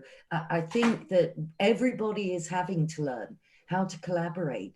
And for me, that is, well, I know people have been calling me crazy, but I've been saying, I think this virus could be the Messiah and we wouldn't even notice. You know, we need to notice the good bits of what's coming. Collaborating, honesty, learning to be comfortable with being, with not knowing, being in the present. All these things are fantastic to practice. And I'm enjoying every second of practicing it. I don't know about you. I like what I'm being forced to practice. Yeah, no, absolutely. And Laura, so listen, so if I go and stroke your dog, you know, and then you and I are going to have words, yeah? Okay. No, yeah. Laura was talking about, she was in the park the other day and someone went to stroke her dog. So you needed some help then, Laura. She shot them. I just had to shower the dog. Yeah. Yeah, that's it. She had to get in the shower. She got her umbrella out and that was it. And the dog was washed. So it was all good. So I've got a couple of, we've got some really great people that have joined us here on the webinar. So which weren't, I'm not saying they weren't invited, but they weren't invited as panelists. So I've asked them to come and join us if they wanted to. Naheed, hey, how are you? Thank you for joining us. So Naheed Khan is a mindset coach and a speaker. She's a master practitioner of NLP and a certified extended DISC administrator advanced, which you're going to explain to me what it is. So Naheed, how are you? Where are you? I'm very well. I'm in Dubai. You're in Dubai? Oh, brilliant. Okay, cool. And are you in a restaurant or are you at home? No, this is a complete lockdown out here. I cannot step out. Okay, I know. I'm only joking. I normally ring people. I say, where are you now? And they say, I'm at home. Okay, just checking. So it's great because you know where everyone is. I was talking to my team the other day because, you know, I said to them, look, this is the time to call our customers to show them that we care. Hey guys, how are you doing? How's the NLP? Are you taking advantage of it? And nothing else. That's the only thing we got to do. Because I was saying to them, I said, you know what? You've always been complaining that you can never get hold of them. Guess what? They're all at home now. Everyone is at home. Any of you that are interested in doing business, there's never been a better time to do business. Now you ring them and everyone answers the phone. Oh my God, thank you for ringing. Where have you been? You know, now you won't get a credit card out of them, but you will have an amazing conversation and they will be eternally grateful because they will remember that you rang them when it was important. And this is the time when it's important. So my advice to you, to coaches, trainers, you know, people that have companies, show that you care. Unfortunately, we've got 130,000 people on our list, so it's going to take us a bit of time to get through all of them. But we're slowly and surely calling as many as we can and just saying, hey, we're here if we can help. So Naheed, what are you, I've got a couple of friends in Dubai, so I've been speaking. I know it's very is very strict over there too. So what are you doing a lot of now, and how are you helping people? See, as for my own self, I am loving what Laura said and exactly practicing that. I'm taking a chill pill, just relaxing, being in my space, being in the present moment, enjoying my time with my son, doing work. And I think I'm, you know, even with the less amount of time that I get, because my son's home and I have to do homeschooling for him, but I think I'm being much more productive than what I was before, because there's a sense of calmness, there's a sense of happiness, even being locked inside the house, not being able to go out, but still there is peace. There's a happiness of doing things at my own pace. And there's a thing of satisfaction of doing things with a purpose. I am working on my modules, I'm working on my projects with the purpose of helping people, which was there earlier too, but I know that today there is a greater cause associated with it.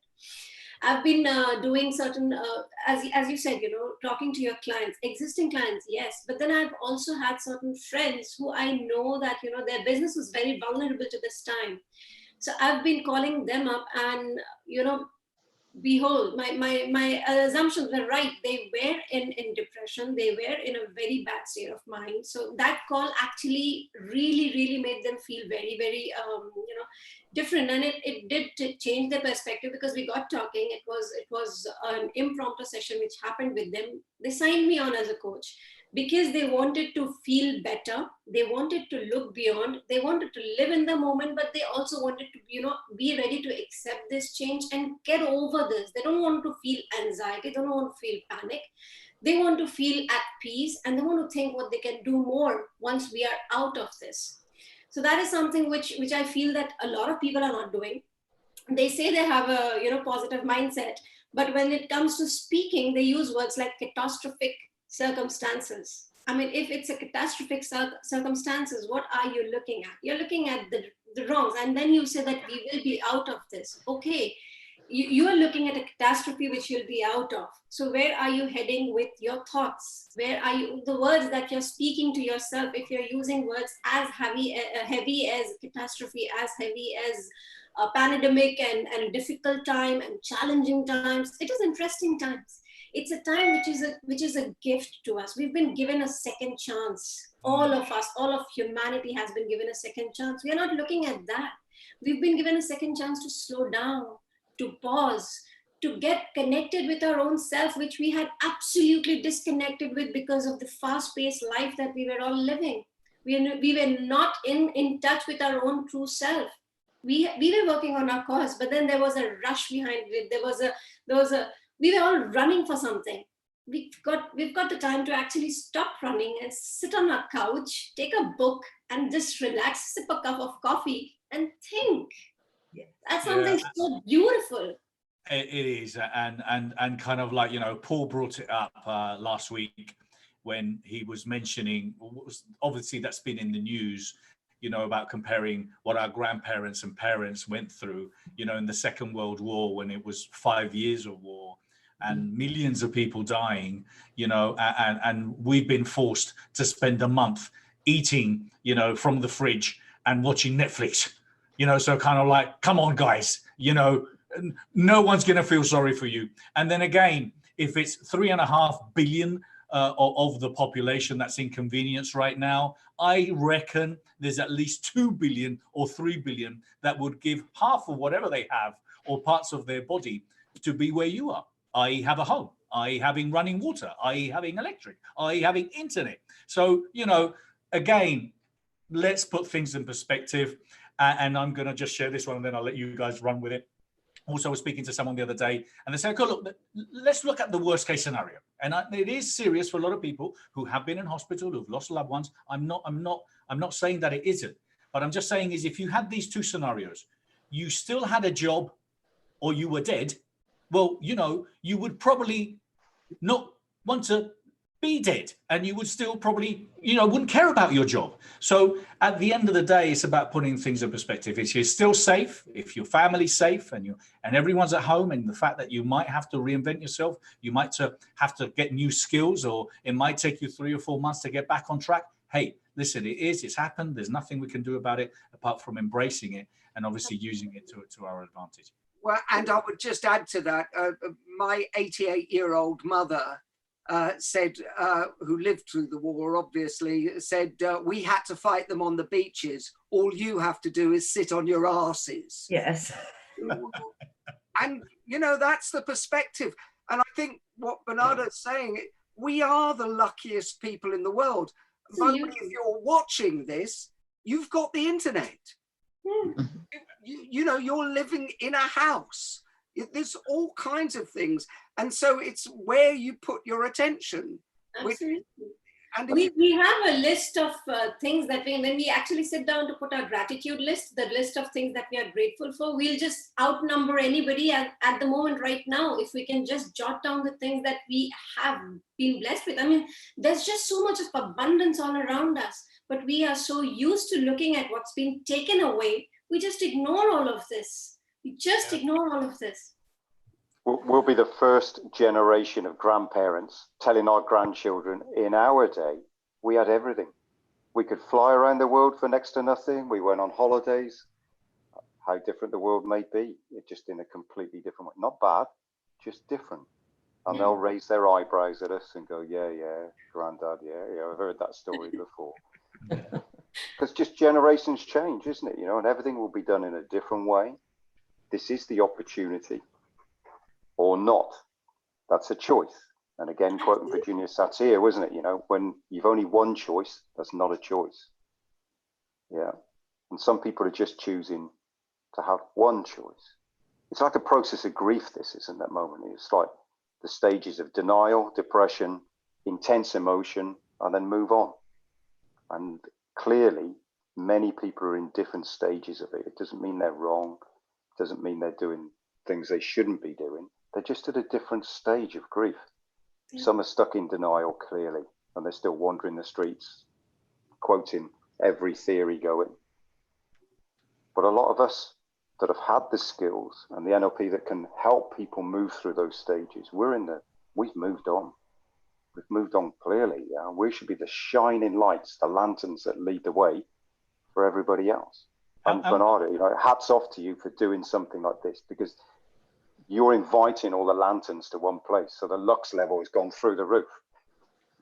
Yeah, well, thank you. And you know, kind of for me, when I, you know, because I do what I do, I also kind of raise my standards, you know, so I've always been very aware of raising standards and making sure that I stick to it. And I think, you know, in these times when I'm looking at with love and respect to see so many people doing what they're supposed to be doing and are doing, which is, you know, Facebook Lives and Zooms and webinars and helping and supporting each other. Well, for me, the scalability is too small. I'm thinking so much bigger, because if my events had 14,000 people, 150 speakers, I can't be thinking of a small panel of 20 people. I have to be thinking of thousands of people. And I'm just saying right now, watch this space, because, you know, that's kind of where I'm going with it.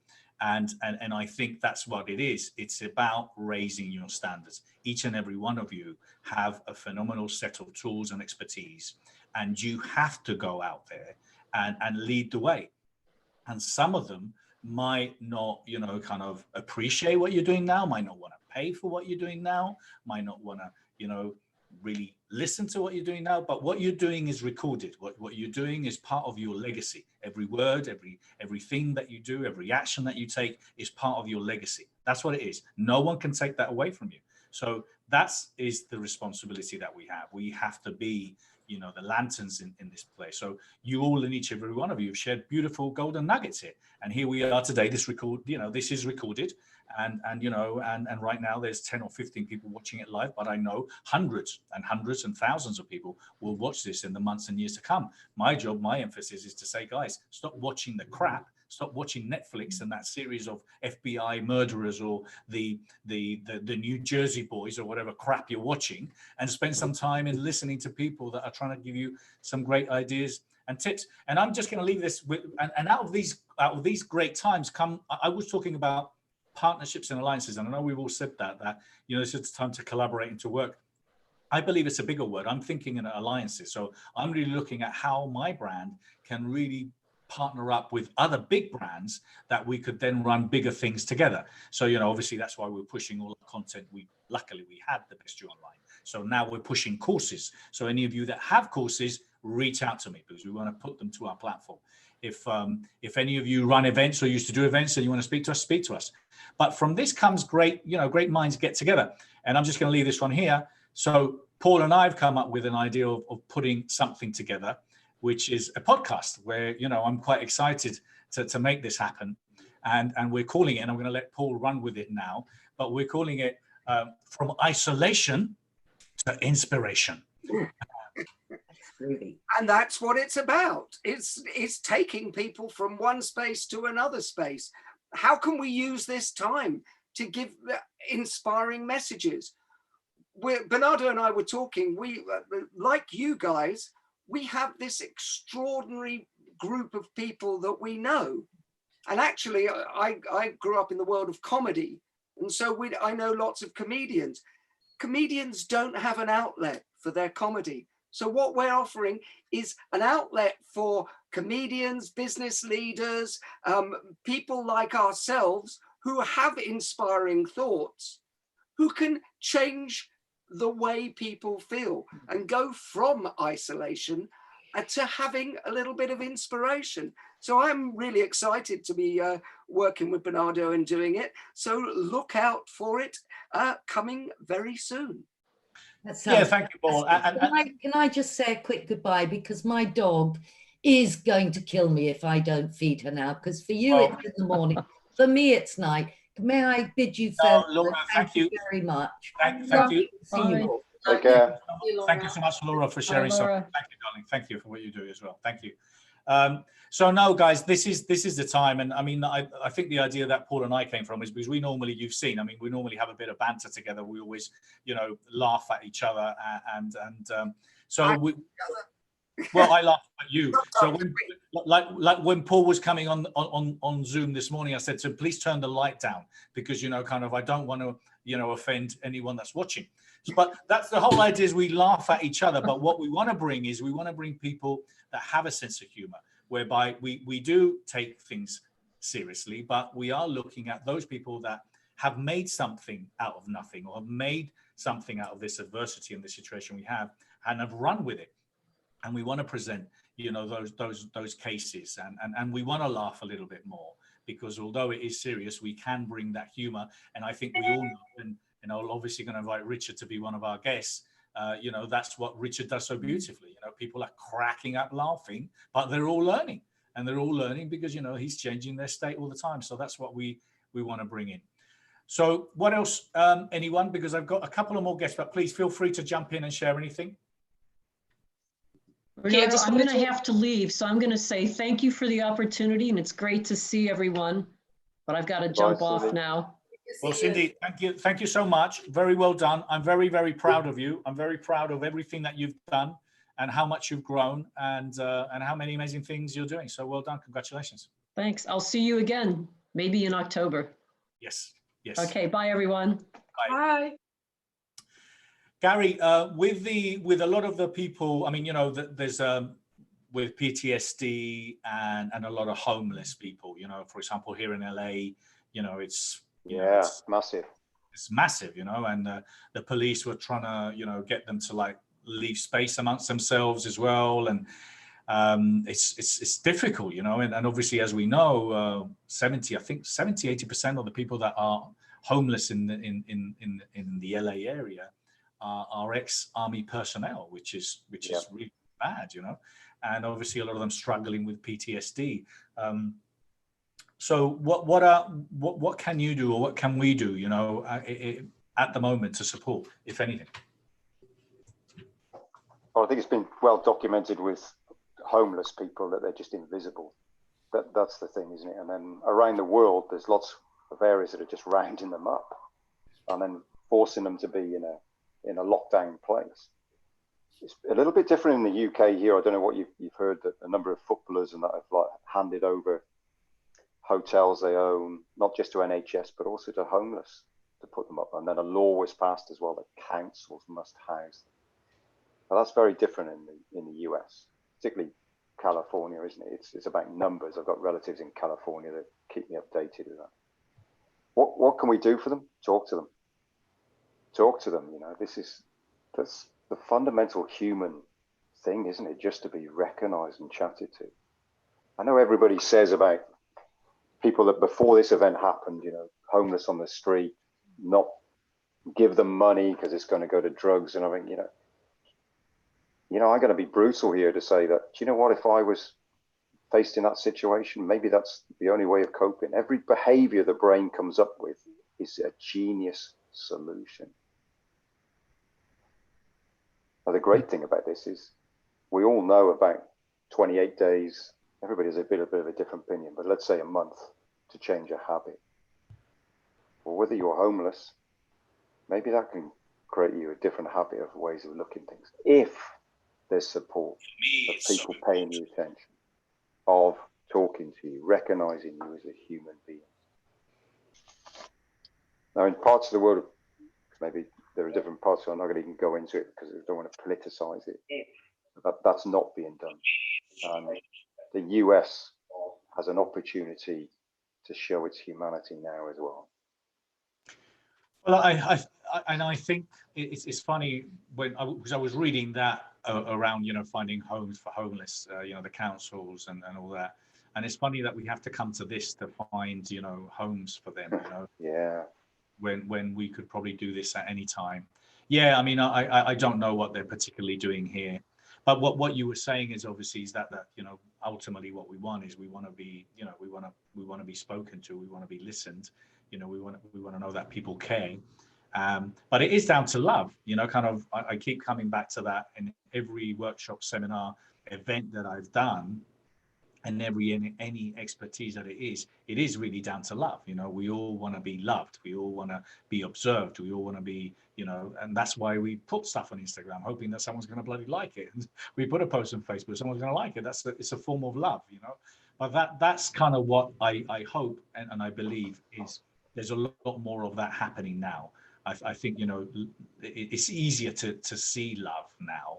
And I think, of us caring more for each other than probably ever before. And I do believe that I think this will be, it will mark,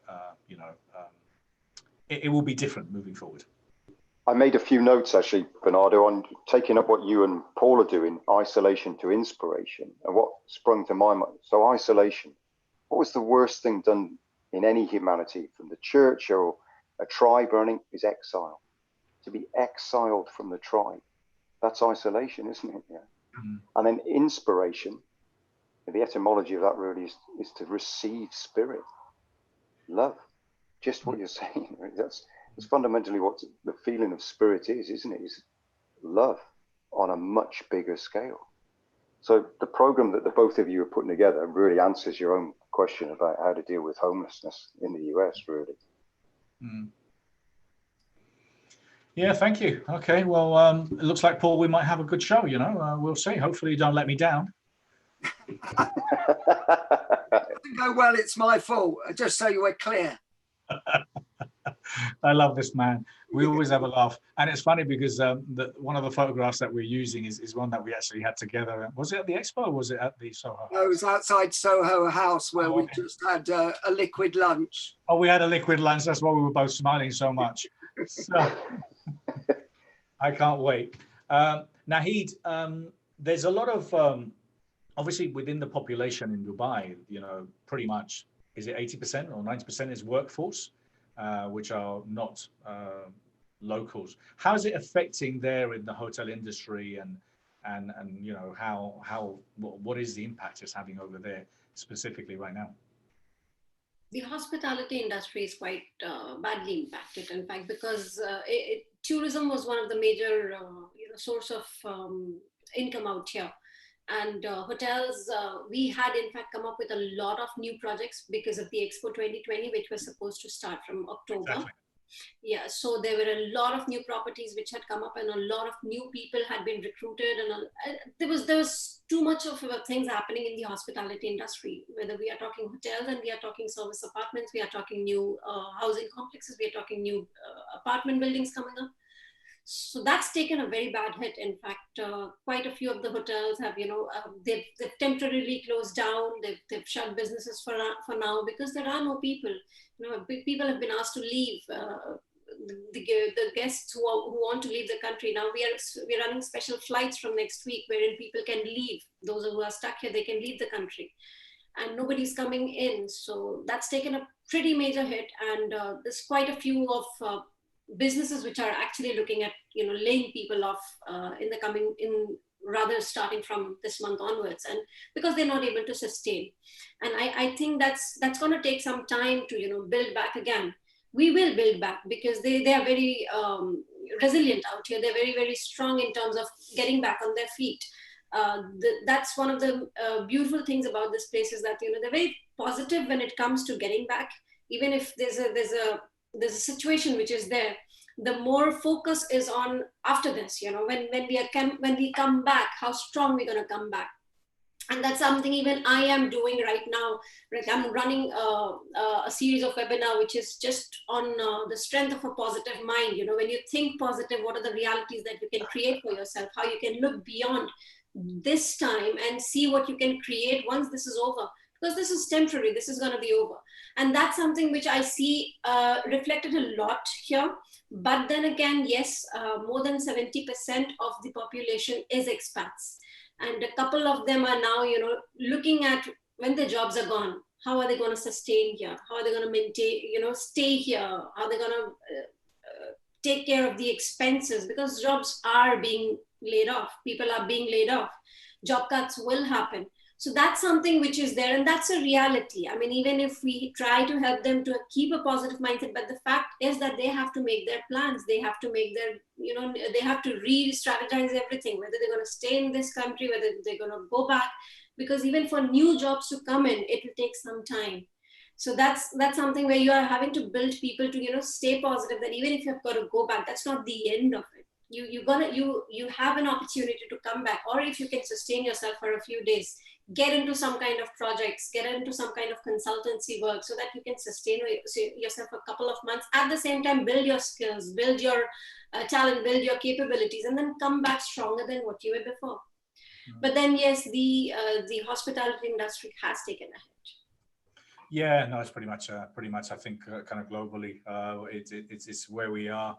I think kind of like, we just have to be, my thing is that, and no one will convince me any otherwise, is that the fact is that we are social animals, and that we will all be in public places again, Yeah, absolutely. We will all be sharing spaces. We will all be hugging each other. I know Paul and I will be at the Soho House as soon as they open. So the fact is that it's going to be, and for those of them that can't see it or can't conceive it, let me just tell you, humanity has gone through worse.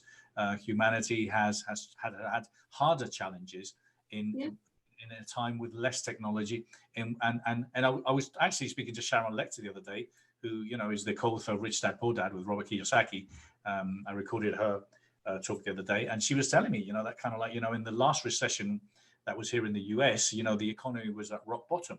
And now when it's actually going to hit recession, which it will, the economy was at its highest it's ever been, with less unemployment than ever has been. So, and when you look at the US government, you've got to give them that. They put what, $2-3 trillion into the economy. There's so much, and there's so much technology coming. And so my advice to everyone, and I really insist on this, is just use this time wisely to learn new skills. Use this time wisely to understand where business will change, because it will change. It won't be exactly the same, and it will take a little bit of time to get back. But people will go to hotels. People will go on holidays. People will get on planes.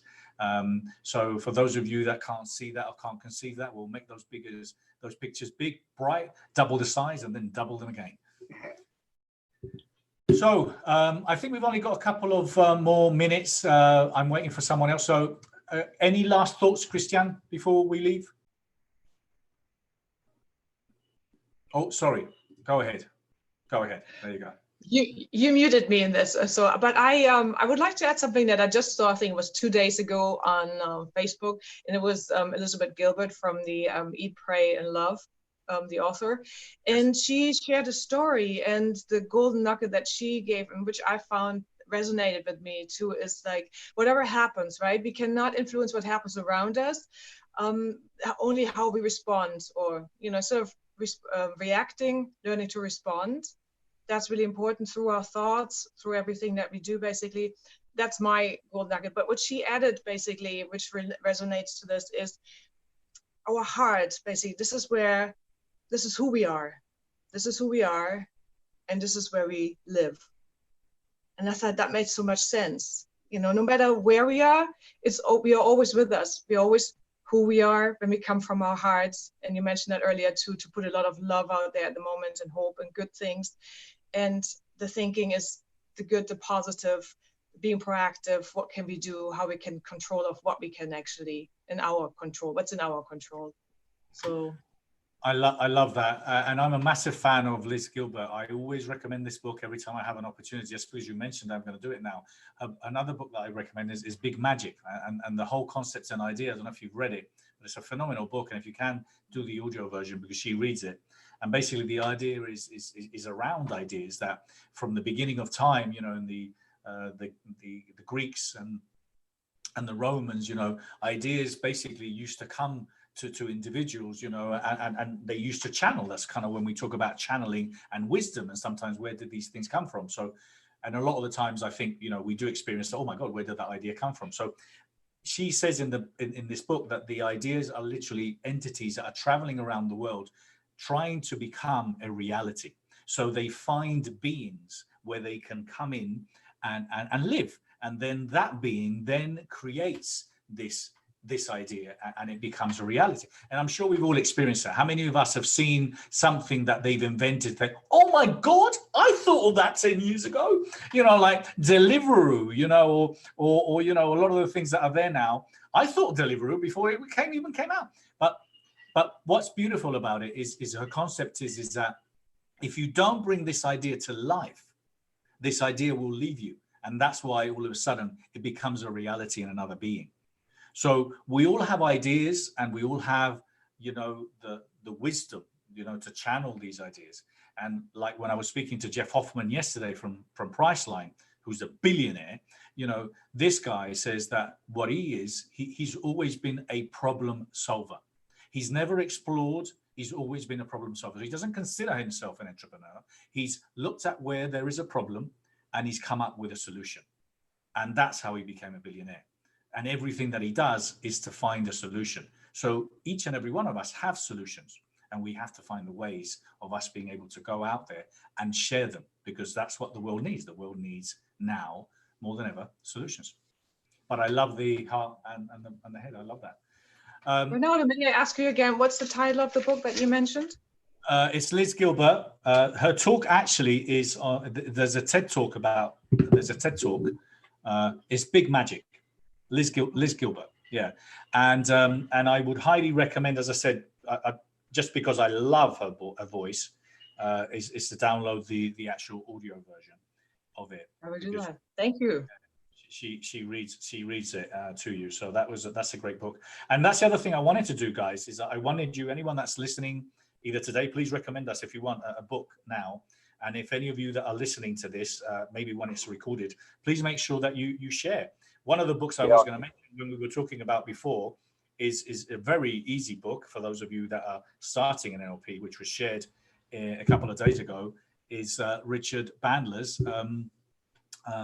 Get the Life You Want, which is all about getting through, getting over, and getting to.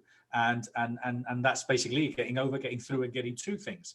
And it just literally gives you all that. And that's what we need to do now. We need to get through this to get to the other side. Right. Yeah, I Garry? can recommend a book if you want. It's called A Life Without Fear by a wonderful gentleman named Garry Jones.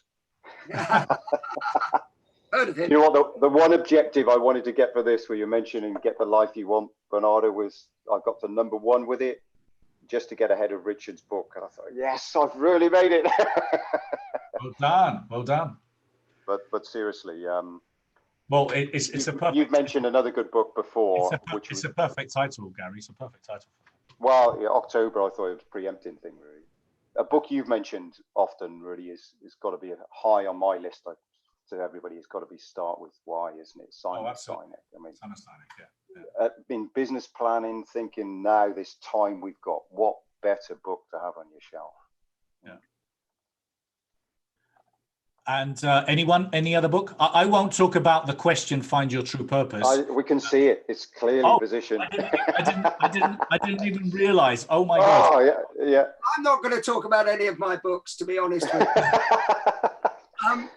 But I've got to say that when I wrote my book, and obviously it is based on kind of my life experiences, but it is very NLP because of the influence. It is really all down to our internal dialogue, you know, kind of, and kind of the very simple quote that I have there many times is that the quality of your life depends on the quality of the questions you ask yourself, you know. And the 3 traits of success that I talk about, that I wrote about a couple of years ago, which are so current now, which is obviously resilience, which we all need a lot of now. Obviously revolution, which is change. We're going through a revolution right now. And then the third aspect of it is reinvention, which again, we're all going through right now. So for me, you know, it's really aligned with the current situation that we're going through, but making sure that we spend time in thinking of. And I also say that, and I've said this here, I think, is that we don't spend enough time thinking about what we're thinking about, you know. So now we do have the time. And even if you have a 1-bedroom apartment and you've got 4 kids running around all over the place, there's still a moment where you can get into the toilet or in the bath and shut the door. You know what I mean? Or get into the car and close yourself in. But it's so important that we spend some time thinking, because there's so much going on and we're so creative as well. I think what happens with a lot of us in this time is my creativity is 200 miles an hour. I mean, I'm waking up every night at 2 in the morning, 3 in the morning. I can't go back to sleep.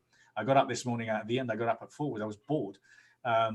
So, you know, I think it's about spending time on thinking and definitely spending time and reading the right books. Naheed? One book which I would add is Viktor Frankl's Man's Search for Meaning, which I think if you haven't read out there, it's a must read for everyone. And I actually think it changed my life. I really just think it's so profound. It's a fundamental message of needing a purpose. How relevant is that now, Paul? Absolutely. And it is based, for those of you that may not know, is based on the true story of living through the war in the concentration camp, and it explores obviously how he managed to survive, and there's a beautiful part of it which is all around empathy and apathy, you know, and how to keep that thin line between empathy and apathy to be able to stay alive, because we do have this a lot of us are going through this now, and I include myself. We're going through that apathy moment at times because it is about staying alive. It is about staying on top. It is about, you know, staying focused. And you've got to take care of number one, which is the family, you know. So, so it will give you fabulous perspective on what we're going through as opposed to what other people have been through and survived. And the only other thing I was going to add, because this is, we're all steeped in NLP, is future pace our own lives as well, not just your clients. You know, when we look back on this, what will we see? And how will we laugh? Loud and long, I hope. Yeah. Brilliant. I'd just like to add, Richard last time said, you know, the currency of living is in moments. And we have been blessed with the time to create those moments, you know.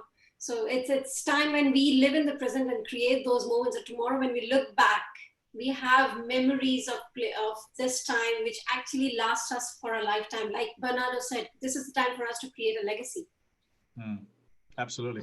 Well, boys and girls, I wanted to thank you so much for being here. You are, listen, the others have left, okay? So I just want to tell you, you guys were the best, okay? I know no one's listening to us right now, but you guys were the best. No, really, from the bottom of my heart, I want to thank you so much for being here. Great tips, great wisdom. I'm very happy. I want to let you know that we're literally going to be doing this every week now. So every Thursday, we're going to be back here. We'll be back sharing ideas. We're going to invite some more people to come along. Obviously, if you feel that you're around and you want to jump back in, you guys want to share something, please feel free. But I really appreciate what you're doing. I really appreciate who you are. And I want to thank you so much for your time. And I want to thank everyone and anyone that's watching, listening. And hey, stay safe and be well. Take care. Be well, my Thank friend. you very much. Take care. Thanks. See you soon, Paul. Bye. Okay. Bye, guys. Bye. Bye.